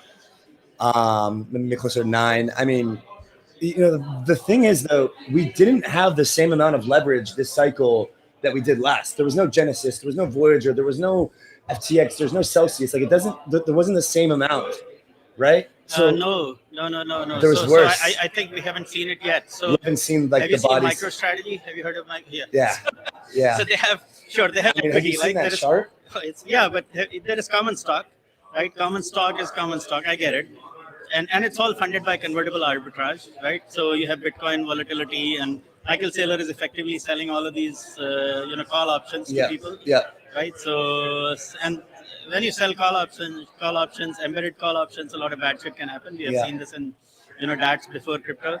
I mean, Michael Saylor is managing it well, but all those preferred stocks are dead, right? In finance, we think of preferred stock as dead. We don't think of it as because now Michael is being very creative, and he's coming up with all of these covenants on these preferred, the new series of preferred, where he is reducing the rights of preferred shareholders. Yeah. Right. So to raise more and more money and push Bitcoin. Yeah. But that's leverage. Yeah. Shit The ton of leverage. STRC offerings. Right? Yeah. Family has been selling his own Bitcoin to the DAT and Ethereum to the DAT. Yeah. And all these OGs have been selling their crypto to the DAT. Yeah. So there is a lot of embedded leverage that we're not seeing. And then there is leverage in DeFi. Yeah. There is all this Athena looping and stuff. Right? Yeah. So, And Balancer and then Stream. And so where do you think where do you think the yield comes from? Right, Every exactly. cycle is the same It's joke, felt right? like somehow we got past that point, but no, we do. As they say, there is no credit risk in a bull market. Yeah. So because in a bull market, like I got tagged for 300K, whatever else, 200K, 300K. I lost $1 million in 4 years. You got I got hacked and stuff. Sorry, I'm not supposed to say that. But I got really screwed. I know. And I made it back by working thrice as hard. Yeah. Not trading. Trading didn't make me any money. I No. just did a lot of different things and worked really hard. So I made it back, and it's obviously. I wouldn't be working as hard if I hadn't been wiped off my soft wallet. Correct. But you don't feel it, right? It's a bull market. Yeah. There's always a fart coin. Right. There's always the next fart coin. There's the hyperliquid airdrop. There's some shit or the other. But when the bear market hits, it should be now. Yeah. It feels like it, Yeah. unless Powell fixes it. Do you think that we're right now we are in a bear market, 100%, but it may not be there in December. Next month. he means next month. Next month may not. Next We month might may be not out be of the bear market already. Next month, because look, hopefully all this. So right now we haven't paid the bills for what happened on 10/10. Right, the bills are coming. Right now we're paying those bills right now. We're paying those bills right now, and this is what we call systemic risk, right? So it's not systemic in the sense that 2022 you're right. Right. There is no. It's not the same level. It's not like FTX blew up or Luna $36 billion thing blew up, right? So it's right now the numbers are in tens of millions or hundreds of millions, not $1 billion. There is no Aave that's gone under. So I think we're in a hopefully, but the big source of risk, as I said, hasn't even started to play out, and that's the digital asset treasury thing. Yeah. Right. Ultimately, that's what took us from 15K to 123K. Well, I saw your tweet. Took us from. I was poor, man. I was broke, but Tom Lee came and saved me. I know. I saw your tweet. It was like the good news is these big digital asset treasuries are not going to. They raised their capital in a way that was thoughtful, let's say, and then the smaller altcoin ones are likely to really burn down hard. Yes, maybe you can explain that tweet a bit. So, basically, what you're saying is that sure, there's not a systemic risk with these larger DATs, but a lot of the smaller ones are going to be under pressure. Yeah, so it's a capital structure thing, right? So Michael Saylor, for example, stopped buying at a certain point. Right. I mean, he still has a considerable amount of debt when you think about preferred stocks, 100%. And you still think about But then he also benefits from Bitcoin volatility. Now volatility is back, right? So the call options he has sold are valuable, which means there's going to be more demand for. It's a really weird thing. More demand for his stock. So we don't know, right? And then if Saylor starts to pump the charts, then ETFs start buying. And then suddenly we are in a super cycle. We are all dancing at parties. Not that we had any of that this cycle. Last cycle we had a lot of that, right? So these things can turn on a dime, and the sentiment then suddenly turns on a dime. We've seen this drama multiple times, right? I'm sure you guys were not partying in Korea at all. This time we had no parties. I'm sure there was no partying in Korea. This has been such an institutional cycle, right? No, I know it's been way different. Like there has been no party. Right. Not going to any single. There's no Harmony founder on the table at the Dead Mouse concert. None of that. Like there's no Do Kwon party with I'm not going to say what happened there, but there was a Beta Chain party, and then that didn't go so well. But yes, so this cycle has been extremely well behaved in some ways, like institutional. But the risk has shifted, right? So now there is a point. Now there are some other risks. So on one hand, the capital structure on MicroStrategy is pretty sound. I mean, there is a considerable amount of debt, but there is some interesting financial engineering, which is actually like counter-cyclical, right? So you get more volatility, and that makes the MicroStrategy options more like embedded options on the convertible debt more valuable. That pushes the price of the stock. They need Bitcoin volatility. They need Bitcoin volatility. The Saylor must be thinking, okay, maybe that's not such a bad thing, right? So at some point, Powell comes along and saves him, and then we are back up. So it's really weird. But there is also a point at which these hedge funds start shorting the ETFs. You can short the ETFs, right? And if the AI bubble at some point, and it is a bubble, sure, there is a lot of value, there's a lot of cash. But if the AI bubble goes, and the hedge funds, like you saw Michael Burry shorting Palantir's stock, and if MicroStrategy gets shorted by properly, like back in the day, then I think all bets are off. Then you have like tremendous selling pressure on coins, which kind of goes. So there is a point, and it's the same in DeFi. Sure, Athena we saw that Athena was USD was hard coded as one USDT in Aave. Yeah. Yes. Right, bro. I don't like it. No. Right. So I mean, Aave are phenomenal. Yeah. They're anti-fragile. I work for Aave. I don't think anyone likes it. I don't think even the Aave guys like it. Yeah. Right, Mark Zeller or whatever. Yeah. I think it was really smart that they did it. Right. It saved them. It saved us. It saved all of us. It saved all of us. Yes, it did. It Right? did. But there is a point where Athena becomes so systemically risky. Yeah, that it's not right? worth it, right? It's not worth it. Yeah. So I think all that looping and other people have been doing what Athena has been doing without the same size, Right. without the same controls, Right. So without sort of making sure that collateral is bankruptcy remote or collateral is and isolated and all that, and it runs through this copper loop type of thing. So none of those controls are there, and you have these RE7 and a whole bunch of these other centralized counterparties that are looking like DeFi, Yeah. but then they're doing all these funky things, managing Abraxas capital. Yeah, they're managing off chain and all these things. So as well. it looks like DeFi on the front. Yeah, but it's not. It's a terrible mullet. It's just a right? terrible There is mullet. That you mullet have all has- of this credit risk on the back, and at some point it blows up, and that is today. There is 750 million of curated collateral in Morpho, and we don't know what's going on with that. idea. And if the market recovers, maybe some of these things will come out, but there will be dead bodies if it goes the wrong way. Can you talk a little bit more about 1010? Like you said, the bills are coming due now. I saw a lot of things happen afterwards where it was some data analysis that said actually some of these leverage washouts, and after we get rid of a lot of the systemic leverage, that's actually bullish because then, Yeah. So the thing about credit risk is that so it's very linked. So Andy lends to me, I lend to you, you lend to Sergey. I mean, Sergey has infinite, collateral hopefully, so that's fine, right? So at some point, Sergey is the Fed, Right. So he can print one, right? So, but in the meantime, if I get liquidated, then Andy is short on collateral, right? Because I'm not paying Andy, I'm broke already, and now Andy has issued a stable coin, and now that's depegged, so someone actually looped it in Aave, right? And then now this guy that position is under liquidations. If liquidations stop working, then and Aave cannot liquidate that position, then Aave has bad debt, right? So that's the thing about credit risk. In a bull market, there's no credit risk, but in bear market, it spreads like COVID, right? And most people who have not worked in banks or kind of done those stupid things at a larger scale, I think don't realize how bad it can get very quickly. So, but this time the biggest risk is from the DATs, right? Because there's $15 billion worth of ETH now, probably less at this price, right? In one DAT. I mean, and now we understand why ETHZilla and SBET were being so cautious and why they were doing buybacks, right? And selling ETH at the right time, and people were like, "Why the are you selling?" That was another thing. On Twitter, I was like, "Look, your job is to the shareholders. It's not like crypto, right? Where you send someone a token and they have no rights. This is why we have security. This is markets, like laws, right? That's why we have the 1934 Act. In crypto, we keep discovering why we have security laws every few years. We keep discovering why banks work the way they work. So I'm so happy that Sergey is trying to put these things together finally. A guy in the chat has just said it's a bear's wet dream. I don't know. I don't know if the bears are having wet dreams, but and so despite all that credit risk that you're talking about, where liquidation, Cascade, the stablecoin, DPEG, all of this happened on 1010, you still think that as soon as next month these things could reverse? I think. I mean. A lot depends on, if Jerome Powell, at some point something has to trigger a price move upwards, right? Because what happens is when you are broke, right, and there are counterparties chasing you like Suzu back in the day, or FTX, then you try and delay your bankruptcy as long as possible and keep credit, and then you try and delay payments. Second, you actually try and make sure, you find a way to pay people. And when the prices recover, then there is more chance that you have money to pay other people or settle your debts and all that, and negotiate a settlement, right? That's called debt restructuring. All these things happen, and that's when the law comes back in. Then code is not law anymore, right? And there are people settling with Suzu or 3AC, and they're going to court.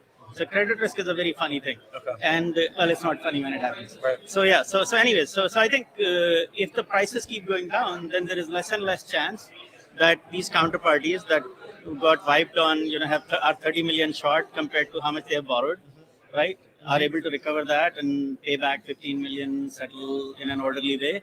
And then there is going to be, and then here is the problem. If I go broke and oh, you gave me all your money, you're going to go broke too, right? So that's what the credit risk issue is, right? So you kind of have these interlinkages. And then if there is looping, then it's even just... Then it's compounds. Right. Yeah, then it gets really bad, right? But that's where the 18% yield was coming from. Yeah. So, So I think so a lot depends on what Trump and Powell do next. I mean, they're committed to pumping the markets, and thank God for them. And so, I mean, it's just like, we're gonna let you go, Rob. Yeah. Yeah, I guess so. I mean, I think we. No, just want to say that none of what I said is supposed to scare people. Right. Right. We've seen this shit before. Right. As Andy said, it's a lot less bad. Than 2021, than 2022. But a lot depends on what happens next with, I mean, a lot of this shit happened this week because Powell said he may not cut rates. And I know. That freaked everyone out. I know. Otherwise, Bitcoin was going to go up only, and we were all going to go so dumb because he's going to cut the rates. Yes, he's going to cut the rates. There's no way he doesn't cut rates, but he says that he's not. But I think what Trump and Powell are trying to do at some point is get the markets back in order because they're not thinking about crypto. No. They're thinking about the AI bubble and the stock market, right? So it's sometimes good to contain the bubble a little bit by saying more hawkish things and saying, look, calm the fuck down, guys. Because right now it's like all systems go. It's like QT is coming to an end. Rates are being cut. That's right. And the stock market is at an all-time. Mag 7 is crazy. So, so a lot of bad things can happen. And if bad things happen in the stock market, oh my gosh, that's what I was trying to tell you, man. You were like, "Oh, I'm bullish." I was like, "You don't want to think about it." We are in a massive bull market in stocks. You gotta let you go, Shane. Thank you for your time. But don't worry, we'll be fine. Okay. Yeah. Thank you. Thank you. Shane Yoda. Andy, we're gonna bring Andy from HyperFi. Yeah. We'll have him on. And we're going to talk about HyperFi's growth, Hyperliquid's rise. I don't think Jerome Powell matters that much anymore. You don't think he matters that much anymore? You know what? I'm looking at the price of Hyperliquid, and it's $36.45. This daily candle looks awful. Where do we go from here?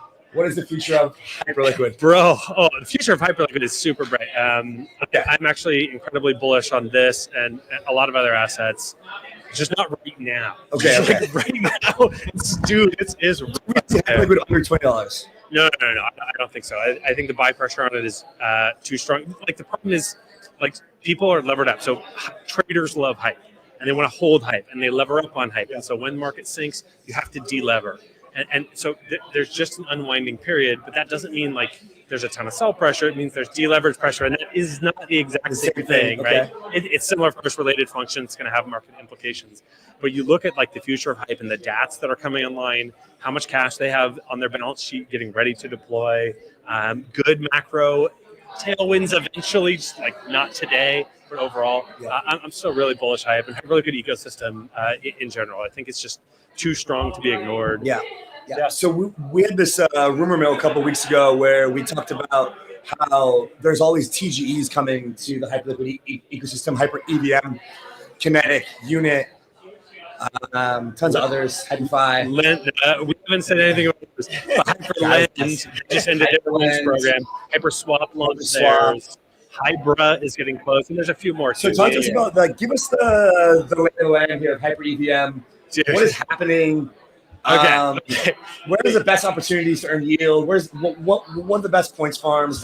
One question at a time. Yeah, where are we at here? All right, so be careful on the TGEs. They're not all insta dumps, but there are a lot of people who are hyper bullish on hype, but not on a lot of projects. And so assume, and my founder, Andrew Lloyd, has tweeted about this and got some shit for it too. Undeserved shit, because everybody agrees with him, is a lot of people are going to sell their tokens for hype. Hype is a great asset and people want more of it. And so you just have to kind of balance on that, is how much you're going to get on whatever airdrop or whatever distribution, and what is its chances versus hype right now. Like look at hype right now, and it's a crazy buying opportunity. If you've got an extra couple dozen grand in the can now from some airdrop, it's a great time to buy. So you really do have to balance that out and think through that. Now, that said, a lot of the projects do have like a ton of really long-term strong potential. That hard part is there's a lot of projects that launched really early that might not have a lot of long-term that you're not quite sure on yet. And so, the bad news is you got to actually do your own research. You got to do your due diligence. Who are their investors? What are their long-term prospects? Who are their partners? What kind of token deals have they done? Like, what does that look like? What kind of tech are they integrating? And are you bullish on an actual team? And for some of the teams, like, I'm just not as bullish. On some, I'm incredibly bullish. And there's some, like, that's natural though. Yeah, right. I mean, that's a new ecosystem. You can't be bullish on everything. Exactly. What are some of your favorites? So I'm gonna shout out some friends and partners here, like the Rubify team. So Rub launched as a meme coin as like a joke, but then they've launched and they're coming to main. I think they might be in beta, but they're essentially democratized market maker vaults. And so you deposit in, and then they take it to a professional market maker like System 9, people who make Binance books and stuff like that, and then they go make spot books on Hyper EVM. And then so you get the market maker fees on there. So that's actually a new use case that's tied from EVM to Hyperliquid Core. And so like that's actually a really interesting use case. Incredibly strong team, great partnerships. There's a great project called Strata. They're doing junior and senior tranching of EtherFi, USDE and stuff like that.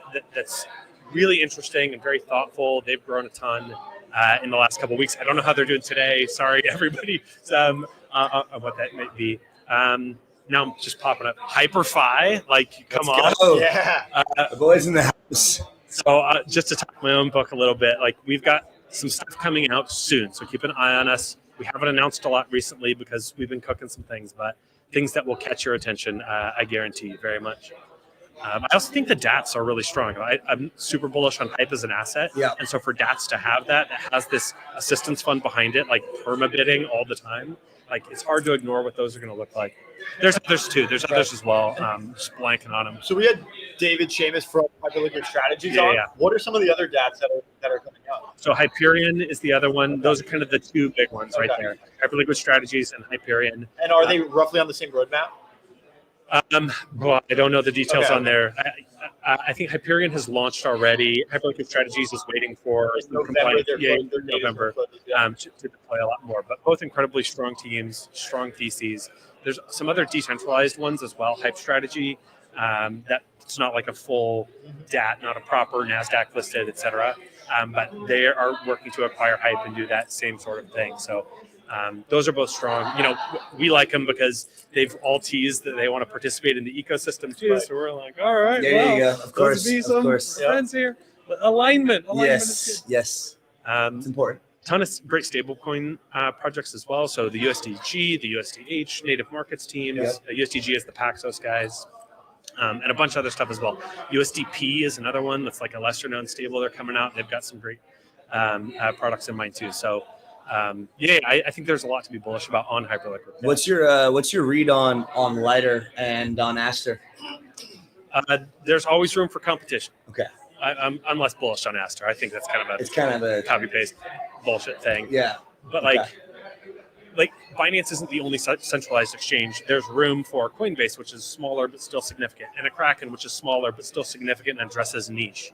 Like we're an Aave fork. We're not trying to compete with Aave. We're a slightly different market. There's room for us and Aave. Yeah. So like I'm very comfortable with competition. Like there should be. Yeah. And so I think Lighter's great. I have friends who are just really bullish on Lighter. They say for more than the points. We'll see, Brad, if you're being honest with me there. Sorry to call out my boy on it. But, Those points are there's expensive room right now. Yeah, right? Like I keep seeing, I don't know. $90 a coin or something, but maybe they're a little less now. Do you think there'll ever be an airdrop too for Hyperliquid? Man, I wish I could speculate on that. I've been a season 3 believer for a very long time. Nice. I didn't get the airdrop, so like I'm just like a convert bull, hype bull. So I'm hoping. But on the other hand, economically, it might make sense for them to never do that. Like, why would you just do this constant inflation deflation game? Why wouldn't you burn it or just lock it or deposit it or stake it? John Charb's proposal, right, was you've effectively got this gigantic ecosystem fund that is supposed to be deployed into the industry. Why not just mint those tokens if you ever choose to go into the industry with them? Yeah. In the meantime, we can just delete them from the balance sheet and decrease the supply. If it ever makes sense to mint them later, then so be it. What if they want to do it in 20 years? Right. Like I'm thinking in months time scheme because I'm in crypto and like we're thinking cycles, but these guys have been thinking in decades for a lot longer. And so when you do turn that on, that's exactly it. It's like, well, you might want to save that for a security budget in the future. They change the block speed and they distribute to way more validators. They open up that set. They keep opening up more and more validators. What if it opens up to 120, 2,000? Then actually you need to deploy that hype for security, and that might be a better use of it. So I don't know. I want to believe But were you glad that native markets won, or do you think Hyperliquid ecosystem you would have can't been make me pick a favorite. in them? You can't make me pick a favorite on this. I think all the teams are very strong, and we support all those assets in the market. So just give us maybe how have things been going since native markets won? What have been some of the steps that they've taken after they won the vote? Right, they did buy and deploy the 200,000 hype for the ticker. Oh, right? it's deployed. It's on EVM. Yeah, it's out. Like right. you can trade with it. We have deposits on it right now. The rates are insane because of the market adjustment. So if you want to make some money, like there's good yields on USDH right now. Sweet. And that's just straight up lending yield. So that team is shipping. They are delivering. My understanding is they're currently working with teams on the best way to incentivize more mints across the EVM and some other places. So I know they're hustling. Yeah. We talk to them regularly. Good team there. And we got to let you go, man. It was a short segment, but really appreciate your insights. Thank you so much. Hyperliquid Minute. Anytime. Peace out. Appreciate it, brother. Cheers. I like that new segment, Hyperliquid Minute. Hyperliquid Minute. All right, guys. Guys, we're Vivek, if you're ready in the crowd, come to us, sir. Whenever you are ready to continue our conversation from earlier. Give me some context. What was your conversation earlier? I mean, you're about to find out, buddy. How do we save this chart? Is that what it was? That's what it's going to be about. Vivek, Ramon, which institutions are we showing ETH to this week, brother? You got any ideas? Look, I think you're too zoomed in. Oh, I think we're about to find out. I think you should close that tab. We're about to find out. We're going to close that tab. Vivek, the man behind your stops. In this case, the man behind the Ethereum institutional adoption run. We had a good panel earlier, although it was short-lived. It was short-lived. It's good. Fun though. It's good to have you on. Yeah, it's good to meet you. Yeah, I've been watching your guys' podcast for a while. Oh, Appreciate It's been it, man. epic content. It's called the Rollup, which we Yeah. care a lot about. We're very aligned. Right. So, That's right. yeah, love to see it. How's your SmartCon? How's that? It's very institutional here. It's very finance, right? It's not so tech oriented. It's much more. It's finance. It's the infrastructure that's going to build, the future of finance. I feel like it's this not is so much as quite a bit different than Buenos Aires. yeah. DevCon's going to be way different, right? It's going to be way different. Although, starting to get sick of the word institution. Oh my gosh. It's the new buzzword. It's almost like Dude. if you have to take a drink every single time someone says institution, it'll last for like 10 minutes. Yeah, It's too blacked out. 100%. 100%. I agree. But it is very institutionally here. Yeah. I'm wearing I don't know why. You're wearing a nice blazer. You know what the funny part is? I left Wall Street Yeah. after 11 years, and I got rid of all my suits. I was like, I'm never going to need this again. I'm going to crypto. Yeah. And now the only way to make crypto work is to put up a It's suit and go back suit. to Wall Street. Yeah. It's a little. It's a full circle. It's a little. So, I mean, people are watching right now. They're wondering what the hell is happening to ETH. It's at 3,100. It was at 5K a month ago. All the DATs were buying. And I asked you kind of where you think we're at in this DAT kind of world. And you basically made it seem like we're at the end of the beginning. Let's just say we're at the end of this first hype wave. But the actual process of these digital asset treasury companies accumulating Ethereum is in its first year, but it's in its early beginnings. What does the DAT cycle look like going forward from your perspective? We didn't really get to get into it too much. Maybe you can just give us your outlook here. I will. ETH is right now. It's a punch in the gut in terms of price action, but at the end of the day, I've been waiting. I've been trying to do institutional adoption. I've been going around to the banks and asset managers for the last 5 years saying, hey, there's this really cool Ethereum thing. Do you guys want to use it? Do you want to put your assets on it? Do you want to put your trading and settlement and operations on it? Everyone thought I was crazy for 4 years. And everyone's ready. So you couldn't ask for a more bullish setup for actual, real, responsible adoption. And when these players come on, they're bringing trillions of dollars of assets. It's not the small league. So Ethereum's going to do well. ETH is going to do very well. It's not going to be this month, unfortunately, but I still think that we're set up in a Goldilocks situation, macro aside, where institutional adoption is happening. So I have as much conviction as possible, and I see the data points. I see that there's demand. Come to the DATs. I think that's been one of the best things that happened to Ethereum specifically, because we have to remember that MicroStrategy, it took a long time for it to become the leading for people to notice. Yeah. ETH DATs have only been around for 6 months. I know. I think Lubin only started. And then Tom Lee started even later. Yeah. And he accumulated a ton of ETH. These guys aren't in the game for 6 months and then tap out. This is just the beginning. I mean, Andrew Keys is now going to go out to market and like go be super, super prominent. There's a lot of other prominent DATs that haven't even like launched yet or started accumulating yet. We saw wave one. That's why I thought we were at the end of the first inning. Yeah. But we haven't seen more differentiated DATs come on. And we also haven't seen any of the earnings reports. We haven't seen what they're doing. We haven't seen like the functionality that can happen with the DAT. With a Bitcoin DAT, you can do one thing: is hold the Bitcoin, and then lever up the Bitcoin, and then buy more Bitcoin, and like that's a little scary. With ETH, you can be like, let's stake on L1, let's stake on L2, let's restake, let's actually do some low risk DeFi activity. So that's going to start to be showcased. So I guess this is a long-winded way of saying you don't need ETH price to go up for the DATs to start to accrue value. Yeah, they can start to actually make earnings. When Wall Street sees that, it's just going to click. I'm like, wait, there's net income. Operating margins are really, really high. Like you need 4 people to run a $13 billion DAT. Like that's pretty powerful. Yeah. So you think earnings reports are going to inspire Wall Street firms and more DATs to come online? Yeah, absolutely. And so I like compared DATs to asset managers. There are like thousands of asset managers in the U.S. and all of them do different things. Some are small, some are big.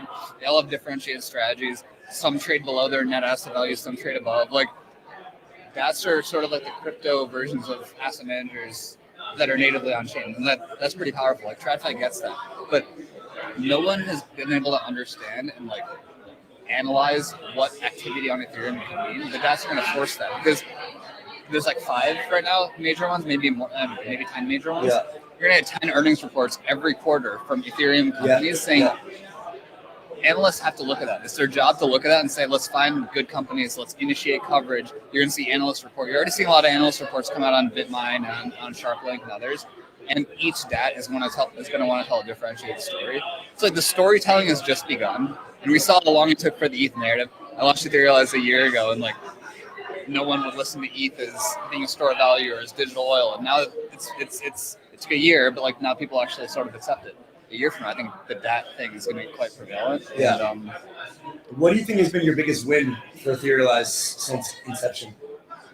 The biggest wins are yet to come. Come on. No, they take a long time. They take a long time. We're going big. We're going really, really big. Like I'm not going for like small time adoption. Like, we're trying to get the biggest players and develop strategies for them to plug into Ethereum. And I think it's going to work. And I think we're going to see a lot of like a big giant wave of real adoption across different tokenized assets, a lot more layer 2s, rollups. I love those. I think most of that, if not all of that, so everything we're doing is on Ethereum, but I think most of the other adoption is also going to happen on Ethereum. But like, knowing that sales cycles are slow, we've done some pretty cool things pretty quickly. Like we went in front of Congress and testified about the Clarity Act. And like, it's one of the first times Ethereum is represented in U.S. politics, and that was a civic duty, and it was pretty inspiring because you see that there is actually appetite from sat in front of Congress, both sides of the aisle. Yeah, they want the same thing. They want responsible adoption. So like, I don't know, we've done some of that. We've like hopefully helped reignite some of the narrative around ETH being a store of value differentiated asset, not like it's not a software company. It's not a revenue multiple type analysis. We help shift that narrative. But yeah, a lot of the things that we're building and doing and working with. We'll see soon. So let's just say there's some big things coming in the pipeline. I hope so. I mean, that's why we formed Etherealize. It's to go. Ethereum's a global platform, and it's an institutional platform. Like it's an app store. I hope that all builders will. I hope we keep a big culture of building. I think Base has done an awesome job about that, saying, "Hey, come innovate, come experiment, come create marketplace creator." I love all that stuff because Jesse tweeted recently that Base is the place where you can make the most money. Like that's a really good message. That's a good positive sum message. Yeah. I want to take that message for institutions, for better words, and say that Ethereum's the best place to do business and show them why. Yeah. And that's the only selling point that I think. Like, take tribalism aside, it should be the best place to do business, and I think we'll start showing some of that. And there's so many ins and outs, and within Ethereum, we constantly sort of look at it as the North Star for what the industry should be doing, but we also try to tear it down. Is the conversation outside of Ethereum, when you're speaking to whether it's financially insured, like, you know, if it's Wall Street firms or Congress, Democrats and Republicans, what are the objections to Ethereum right now as the home of business? What are the roadblocks that you're trying to overcome? Have we like in the current era, right? We've overcome a lot of the, hey, Ethereum's identity problem. Hey, why are we, our rollup and the ETH1 sort of competitive with one another? We've overcome a lot of that. What do you think is the next thing that this industry for Ethereum has to overcome in order to progress a lot of the mission that you're talking about? Well, I think the architecture is ready, and I think the roadmap is ready, and the community, like you said, everyone's aligned the same way. We just need to blitz adoption. We need to make sure we stay commercial, we stay pragmatic. We're doing that. So, say that we need as many assets on Ethereum as possible. We need as many L2s as possible. So we had to keep accelerating that message. One roadblock that we'll come across is obviously privacy, because you couldn't have privacy on public blockchains. Not because ZK Tech had to mature. It's matured, and ZK Tech is spectacular, and that's the answer. And I bet the next cycle is gonna be a ZK cycle. Yeah. But the second thing too is privacy was not legal. Privacy, you couldn't innovate on privacy in a compliant way in the US. I mean, you saw what happened to the Tornado Cash guys. That's not that's scary. So there was a chilled innovation sentiment. Now that that's opened up, we're building a lot of those tools. So that's about we're building tools for compliant privacy on Ethereum at the tokenization layer, at the app layer, things that are way more expressive, and using really, really cool ZK tools that are now production grade and ready and fast enough and cheap enough. I think that's going to be a huge unlock, because you can't have any big sum of institutional money come on chain without the ability to have some privacy, but also be compliant. That was impossible before. Now it's possible. Yeah. I think part of this is, we didn't get to talk about this on the panel, but this practical era of crypto. I really truly believe that we're entering a world where we're putting a lot of the fugazi aside, and it's really just getting down to the bare bones of what we're trying to achieve here. Stablecoins, payments, remittances, the boring, the unsexy stuff came to the forefront. It's what the institutions, it's what large capital allocators want. It's what firms want to advance their businesses. Then you've got NASDAQ, other large trading groups, the CME saying 24/7, saying that we're going to do stablecoin settlements. Just all of these things are coming together. And again, it just feels like we've trimmed a lot of the fat, and we're coming down to okay, what is the practical real use case that we're trying to achieve here? When it comes to implementing this practical era for Ethereum in its next phase, I know we've kind of been talking all around it, but firmly, tangibly, what do you believe that looks like for the community, right? You're speaking to a lot of builders, a lot of engineers, a lot of just ETH holders today on the show. When you're speaking to the community, what does the practical era of Ethereum mean to you, and what can we do to steward that for everybody in this global adoption kind of phase? It's twofold.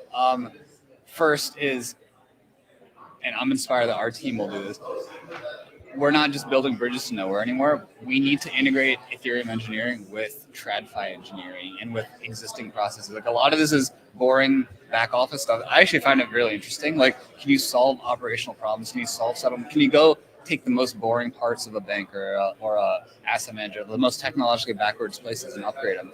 That's not just let's write cool smart contracts. It's a lot of just off-chain grunt work. Yeah. And so we just have to be ready for that. It's going to be a long road. Someone has to do it. I don't know, Danny Ryan, which I'm just blessed every day to call a co-founder. He thought it was worthwhile. He was that's a mission worthwhile. Let's roll up our sleeves and do the boring stuff, because that's what's going to get the real lasting adoption. Yeah. That's what we have to do. I'm kind of sick of cycles where we build some stuff, it's segregated from the world, and it never gets integrated, and then it all collapses.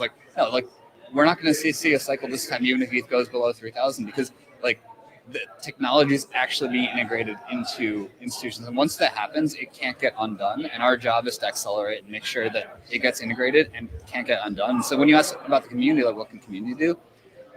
I'm pretty positive some. Every competitor to Ethereum is trying to tear Ethereum down and point to why this is a bad architecture. I firmly believe that the only way for long-term, sustainable, secure financial upgrade is for the entire financial system to be on Ethereum. So we have to fight back. We have to also say that the ecosystem architecture we've created is the correct architecture, and keep educating. Not let our guard down. We've done a really good job as a community sort of stepping up to that, but we had to keep that pressure. Last question from my side is, you speak about the Ethereum technical architecture. I think we're seeing it become integrated into finance. What's the value proposition for ETH the asset? How after integrating all of these things and making Ethereum the home of a lot of the home of finance in general, how does that ultimately find its way to ETH? You mentioned it's not a revenue multiple. It's more, just from your side, could you tell the story? Yeah, it's twofold. And it's really important to bifurcate the two. So first of all, just because I don't think ETH the asset should be valued in a revenue doesn't mean that I don't think there won't be revenue on Ethereum. Like, I think we're just at such a tip of the iceberg of adoption. We have a dozen rollups, maybe a few more, but like I think we're gonna have hundreds of rollups, maybe thousands of rollups. I think the application layer is untapped. There's gonna be so many more applications. You're gonna have so many more users.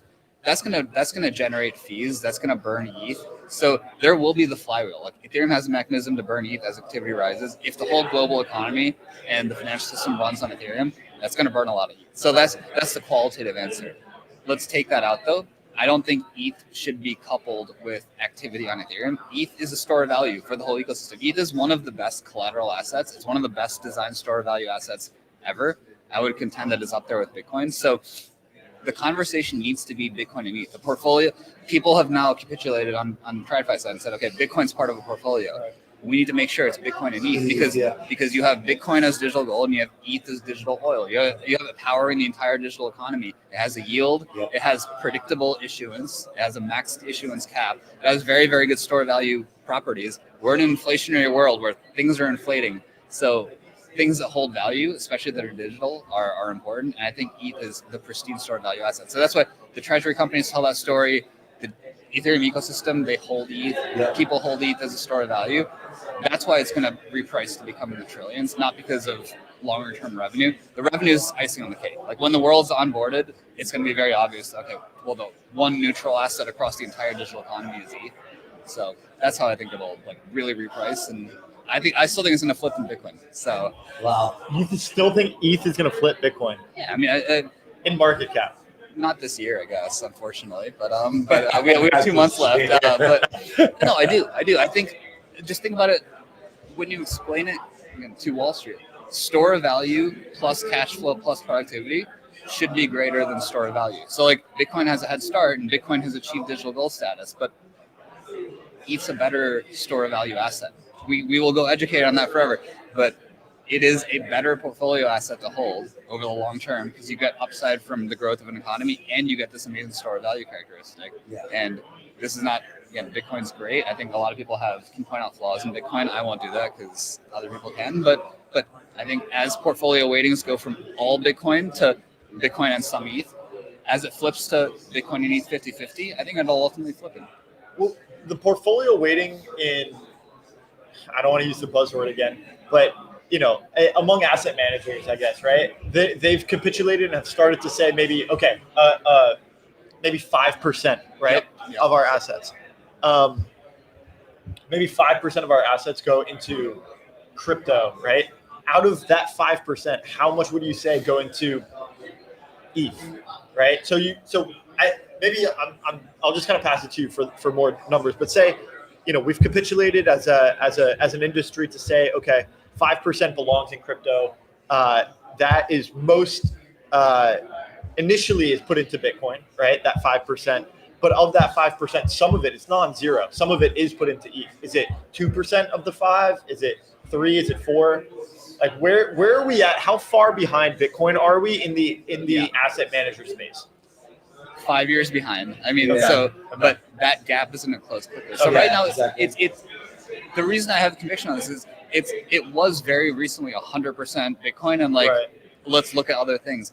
ETH has crossed the chasm. Look at the inflows for the ETH ETFs over the summer. Look at how much. I mean, Tom Lee's not only bought, but Tom Lee knows what he's doing. I mean, he's been around the block for a long time. I mean, he's saying ETH is a store of, I'm not the only one saying Bitcoin or ETH will flip Bitcoin. Like he's said that on he's not just saying that for the sake of it. Like he obviously believes it. And so my point is the portfolio allocation for ETH will increase over time. And as it increases, the market caps should get closer. And then as the ironic part is the closer the market caps get, people will be like, well, this one has yield, and this one's used across an economy, and this one is digital gold. So which one people like ultimately technology upside more than just store value? So if it's not this year, What's the time horizon?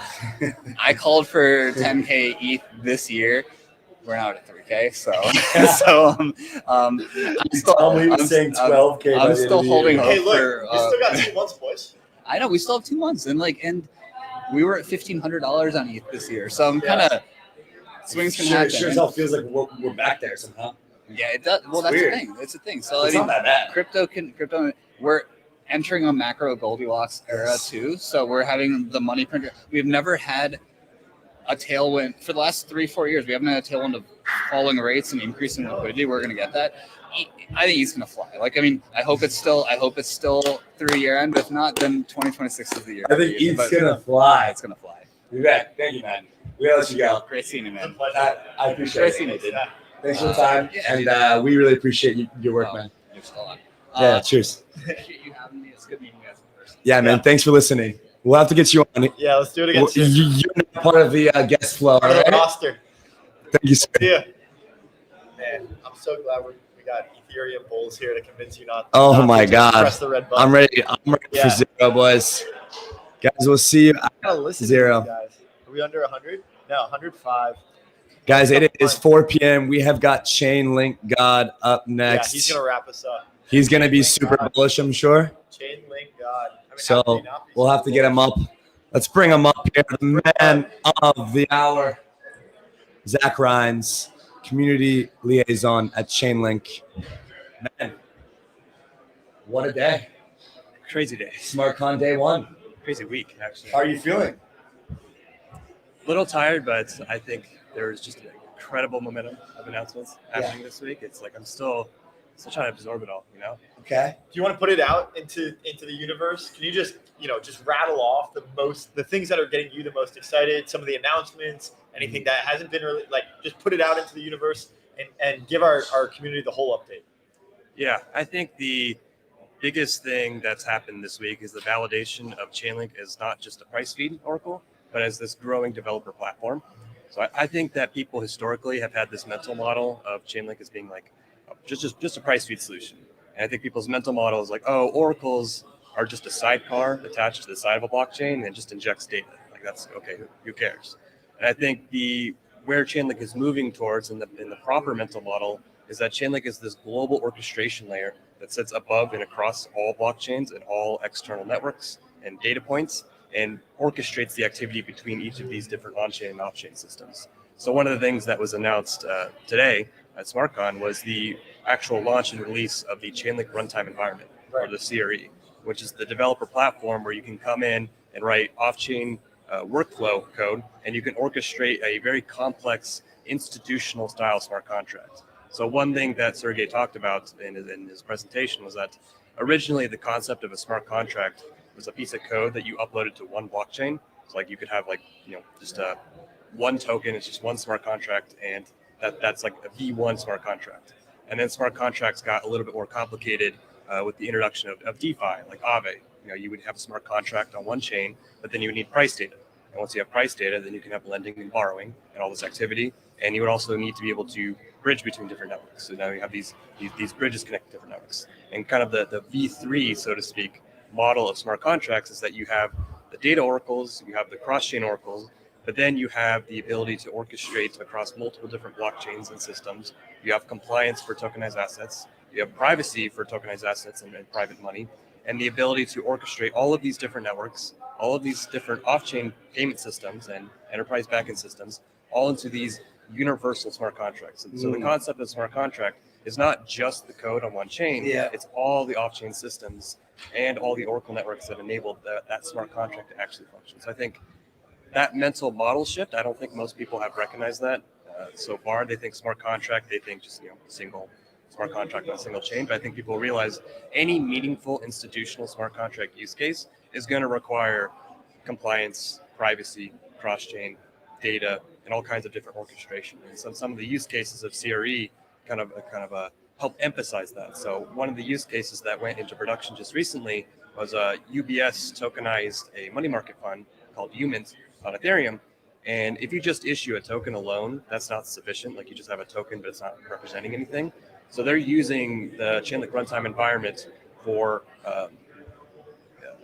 digital transfer agency, which means that you can subscribe and redeem to and from the fund using on-chain currencies like stablecoins, as well as the ability to use Swift payment messages. So I, from my bank account, can subscribe to a fund using traditional dollars and receive this tokenized fund, and vice versa. I can do a redemption for the tokenized fund and receive Swift dollars in the traditional bank system, along with all the compliance and the ability to move the token cross-chain, as well as all the data to do the subscription redemptions. Like this contract alone wouldn't have been very useful if it was just a smart contract. Right, of course. Like, you need all this connectivity. So that's like one example of how the CRA can abstract this complexity away. And because it's a developer platform and you can do all these computations off-chain, those computations benefit from privacy technologies. Mm-hmm. So that was one of the other things that Sergey and Chainlink announced today is Chainlink confidential compute. So you can run your workflow code off-chain, and you're able to run that using various different kinds of privacy technology. So initially, it's using cloud-based TE, or trust execution environments, so that you can run workflow code completely off-chain, completely privately. But it's modular in the future that it can support ZK proofs, multi-party computation, various different kinds of privacy can be implemented. But that way you can have privacy-preserving token transfers, privacy-preserving cross-chain bridging. You can have smart contracts where most of the logic just sits off-chain, but you just have the settlements happen on-chain. So you see tokens moving, but you don't actually know the logic behind those tokens. So you can have like private deals between anybody. So like that's just one example of how the CRE and then this workflow code can really orchestrate complex use cases. So those have me really excited. There's a million other things I'm probably missing. I know I'm missing that was announced this week, but I think that the CRE and the Chainlink developer platform is what gets me like very excited. Because I do not see anyone else in crypto even like attempting this level of scale of this type of a developer platform. So this is a new mental model for Chainlink, and you still call Chainlink an oracle, but the expansiveness of Chainlink that you described, you just said, is unparalleled to anyone else in the industry. Mm-hmm. And so it's not fair to call other oracles. They're not ready for this mental model shift. Is it still fair to call Chainlink an oracle? It's obviously a lot bigger and more. I also thinking about calling Chainlink an L1, and you have all of these other roll-ups and blockchains that are now using Chainlink and built on top of it. How do you characterize Chainlink these days, given all of its components, the runtime, the confidentiality, the Oracle price feed, which is still a significant portion of the business? Is there a single description that can characterize what Chainlink is doing? What would you sum up this mental model as? So yeah, it's a great question. And I think that there's two approaches. You can try and go for like a very technical angle of like what Chainlink's becoming now is an orchestration layer. You're able to orchestrate activity between on-chain and off-chain systems, and that's very generalized. That could be any kind of data. But I think also people have this, I'm not sure if it's a misconception, but an understanding that oracles equals data, and typically price data. But realistically, there's a lot of technology in crypto that are oracles, we just don't call them oracles. Like for example, a cross-chain bridge. A cross-chain bridge is just an oracle network where the data source is another blockchain. Right. But fundamentally, you're connecting some kind of off-chain data, which is really just another blockchain, to another blockchain network. But at the end of the day, that's just an oracle. Right. So like anything that a blockchain itself is not doing, but needs to be able to connect with external systems is ultimately oracle. So I think the industry kind of got psyoped a little bit that like price oracles was the big product market fit of oracles because it enabled DeFi, and DeFi is the big product market fit. But at the end of the day, they're all just Oracle networks. So what Chainlink's really becoming is this global Oracle platform. So you can come in and describe what does your smart contract need from the external world. Does it need to connect to Swift payments? Does it need some kind of privacy-preserving off-chain computation layer? Do you need to connect to DTCC app chain, or do you need to connect to Solana or Ethereum or these other networks? Do you need identity data? Like it's all just oracles at the end of the day. Can you tell us more about that this DTCC app chain? I remember learning about DTCC because they process on the scale of quadrillions per year. And then we were at this speaker dinner last night, and I saw Sergey sitting with someone from the DTCC. And I wasn't totally aware of what the partnership or what the situation is with the DTCC. Could you just unpack what it is that the DTCC, which is a clearing company, what they're doing with Chainlink and how they're using Chainlink? Yeah, there's a few different things. One was earlier last year, it was an initiative called SmartNav. so smart net asset value, where Chainlink worked with the DTCC to make net asset value data available on chain, which sounds really simple, but you need that data on chain in order to unlock things like mutual funds. And so that was kind of DTCC's first kind of step forward with Chainlink in terms of like, we put data on chain and we can unlock tokenization. One of the more recent developments that happened this year, Chainlink worked with Swift, Euroclear, DTCC, and like a dozen other banks on a use case for AI-driven corporate actions data, which sounds very complicated, but corporate actions are effectively anything related to a stock, like a dividend or a merger or an acquisition, like anything but the price, consider a corporate action. And so when a company does like a dividend, they usually issue like a press release saying, hey, we're doing a 10 cent per share dividend, but it's really difficult to take like a PDF release of a corporate actions event and adjust that back into the financial system so they can actually make the change. And so what Chainlink did with Swift, Euroclear, DTCC, and these other entities was run these AI oracle networks where the AI oracles were able to ingest all the corporate actions data in human readable format, like the PDF press release, turn that into a machine readable component, publish that on the DTCC app chain, and then make that data available both to existing financial institutions as well as available to other blockchain networks where they tokenize asset maintenance. So like, for example, if you had a corporate actions event about like a Apple stock dividend, that would be validated from the press release from Apple into an AI oracle network that comes to consensus, uses 3 different AI models to reach consensus on it, deliver that on DTCC app chain. DTCC validates that as correct, and then makes that data available so all tokenized Apple stock has access to that dividend data. And if you're just a traditional institution who wants like a single source of data for that dividend, you can just look on the blockchain and you can see that data already validated. So like it seems like it's a very weird, niche, like kind of boring use case, but this is a problem that causes like billions of dollars in inefficiencies a year because you have all these archaic systems. They email each other the dividends and the corporate actions. Like it's inefficient, but these kind of blockchain plus AI plus Oracle use cases actually drives meaningful efficiencies in the traditional system. Very cool. I'm sure Andy's got questions. I've just got one more follow-up, which is I'm curious a bit more generally, what has been the most difficult problem that Chainlink has had to solve? You guys are working and have your tentacles in so many different areas. You're working with off-chain systems. You're working with on-chain systems. I was speaking with someone from the PR team. Your organization's up to 700 people, right? So there's several departments all working on several things in parallel. I'm just curious if you could call out what some of the more difficult problems that you've had to solve are. I think one of the challenges is that Chainlink has always taken like security and reliability as like the top tier priority for everything. But a lot of the infrastructure that's within the space doesn't necessarily hold those same standards. So when you're building on a chain that's not necessarily the most reliable, it's almost like you're building a quicksand. And people expect Chainlink to be the most reliable, the most secure. But if the chain itself goes down, then it's like, then the whole stack kind of falls apart. So like that could be a bit of a difficulty. As Chainlink becomes more of this like configurable platform, you come to it, you say, hey, I need this data, and then it gets put on chain. Well, if there's any issue with the downstream data sources, then that's going to cause an issue for the application. And so people may look at like Chainlink as the problem, but then they don't realize, oh, it's just how it's configured.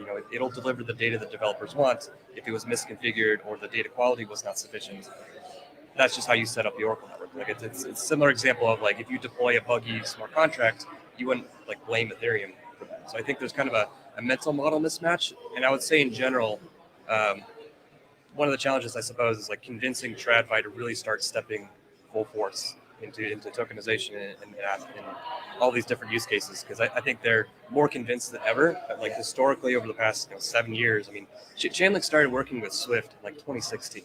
It's almost 10 years later, and like now Swift announced a blockchain, and now they're going more and more into the industry. But like it takes them time, and crypto's just boom, boom, boom, boom, boom, and institutions, they don't necessarily want to move that fast, probably because they manage trillions and quadrillions of assets. The stakes are a little bit different, but it's still like, all right, we're ready to go today, and they want to take it step by step by step. So like, this is something you got to work through. Man, talk to us a bit about the Link Reserve. I know that's been, the last time that we spoke, that was, the main topic. What's been the progress since? How has that been going? Are you satisfied with it? Just generally, how do you feel about that? Mm-hmm. Yeah, the Chainlink Reserve, just like context for people, is this strategic reserve of Link tokens where on-chain revenue as well as off-chain revenue from the adoption of Chainlink services is converted to Link and then put in this on-chain strategic reserve. So that's been growing pretty consistently, about $1 million a week. And I think ultimately, over the long term, like this isn't meant to be like some kind of short-term initiative or some kind of short-term game, but it's really driving long-term sustainability for the network. So it's going at a very sustainable clip. I know some people may shoot up to a gazillion right away, but realistically, Oracle networks still cost capital to operate, but you want to be able to build for the future as well. So it's kind of building this reserve in a sustainable long-term manner. But I think the main thing that it signals is that there's a lot of projects in crypto, and I don't want to name names, I don't want to call out anybody, but there's a token equity conflict of interest where the value accrues to the equity and then the token holders get shafted. Yes. And that there's a lot of different reasons for that. And, I won't get into the specifics, but, the fact that Chainlink is, coming out saying, hey, we're going to drive value to the token through the strategic reserve and by, using off-chain revenue and using that for on-chain buybacks. Like no one else is doing that. Like there's other projects doing on-chain buybacks, but taking off-chain revenue, like that's a bit of a foreign concept. So I think the main thing is just to signal to people like, hey, it's still early stage, it's still in the early game. The main money-making opportunity is going to be TradFi coming on chain. They're the guys who have all the money. Yep. But we're going to signal ahead of time, like the token is at the center of the Chainlink ecosystem. And I think that helps because people understand L1 economics, like blockchain. You have a token, you pay for gas, you make transactions, like it's very straightforward. And then, but Chainlink's not L1. It's an Oracle network. So then the mental model gets a little bit confused. But in my mind, most tokens are either going to be money, so like a Bitcoin, and that's a very difficult thing to be received as a store of value. I think basically only Bitcoin's really achieved that. Or you're a cash flow token. You're a protocol that makes a lot of money, either today or into the future, and you return that to token or in some manner. I think everything else is interesting, but not necessarily value additive to the token itself. I think it really just comes down to like, do you have the ability to create a good product that people want to adopt, that people want to pay for, and you're able to scale up the monetization over time and return that value back to token holders who contribute to the network, right? Like it's just the time scale over which that plays out can be different for different projects, right? So I think the reserve is just really signaling like the Link tokens at the center of the Chainlink ecosystem. What were some of the things that you saw early in Chainlink's life cycle that kind of gave you the conviction to stick around? Not all projects survive as long as Chainlink has survived. Not all community members stay with a single project. You're sort of a unicorn in that sense. What gave you the conviction in Chainlink early on? That's a good question. So when I first dove into Chainlink, this was like early 2018. The team did the token sale late 2017, and they basically were doing no marketing at all. Like they had like one tweet in the whole time period. Think back to all the ICO projects hyping things up, and people thought like Sergey disappeared or whatever, but people started to dig into like the background of Sergey and into the background connections, and people saw that like, oh, Sergey was working with he joined the Swift hackathon in 2016 and won the InnoTribe contest with the tokenized smart bond smart contract concept. They were working with DocuSign founder as an advisor. Like all these like background institutional use cases to me signaled that like something serious was happening in the background. And for me, what really clicked, like when I looked into crypto initially, I fell down the typical Bitcoin and Ethereum rabbit hole. And when I was looking at Ethereum, I saw that all the tokens were issued on Ethereum. But when I thought of what an institutional smart contract use case would require, it would need traditional payments, it would need connectivity to backend systems. Like I kind of knew the Oracle problem before I knew what it was called or what the concept was. So when I came across Chainlink and some writing that people put out about Chainlink, and they described this institutional smart contract use cases. You need payments, backend system connectivity, all this data. And I'm like, oh, that's the missing piece. Like this industry doesn't work without an Oracle platform. So like for me, it really clicked. And then since then, everything's kind of validated my thesis, right? Like DeFi summer hit, and then price feeds were made available, and look, Aave launched, and they scaled to become the biggest DeFi application, and they wouldn't have existed without price feeds, right? Yeah. And now we're seeing compliance and privacy solutions coming out, and all these institutions are saying we need compliance, we need privacy, or we can't touch on-chain assets or tokenized assets. Like to me, Chainlink's always been like 10 steps ahead, which means that people don't always understand what it's doing, and it can be a little like technically complicated in terms of like how many different things there are with the platform. But I think historically what I've seen is that Chainlink builds what the users need before they even necessarily realize that they need it. Yeah, I think that's always built up my conviction over time. Yeah. We're speaking with Sergey tomorrow morning. What should we ask him? Well, that's a good question. You should ask him what personally excites him about Chainlink. I feel like that would be an interesting, potentially unexpected answer. Zach Ryan, Chainlink, thank you for your time. It's your fourth time on the show this year. It's been nice to have you as a new friend of the show. It's been a long day for the boys. Andy's falling asleep over here. I'm like, I could keep going with you. Man. Long day. Yeah. Like, you know when that caffeine spike hits and then it just starts dropping? It's like, whoa. Hang on for dear life, boys. Zach, maybe you could wrap this up. Closing thoughts, day one of SmartCon, and then we'll let you go. Yeah. I would say that if you think that oracles are price feeds, just take a look at Chainlink's Twitter over the past 24, 48 hours and kind of think conceptually, what if you are a bank and you are an institution, what would you require from a smart contract? Would you want all of your trade data to be made publicly available and publicly viewable on chain? Do you want to be able to trade with sanctioned entities?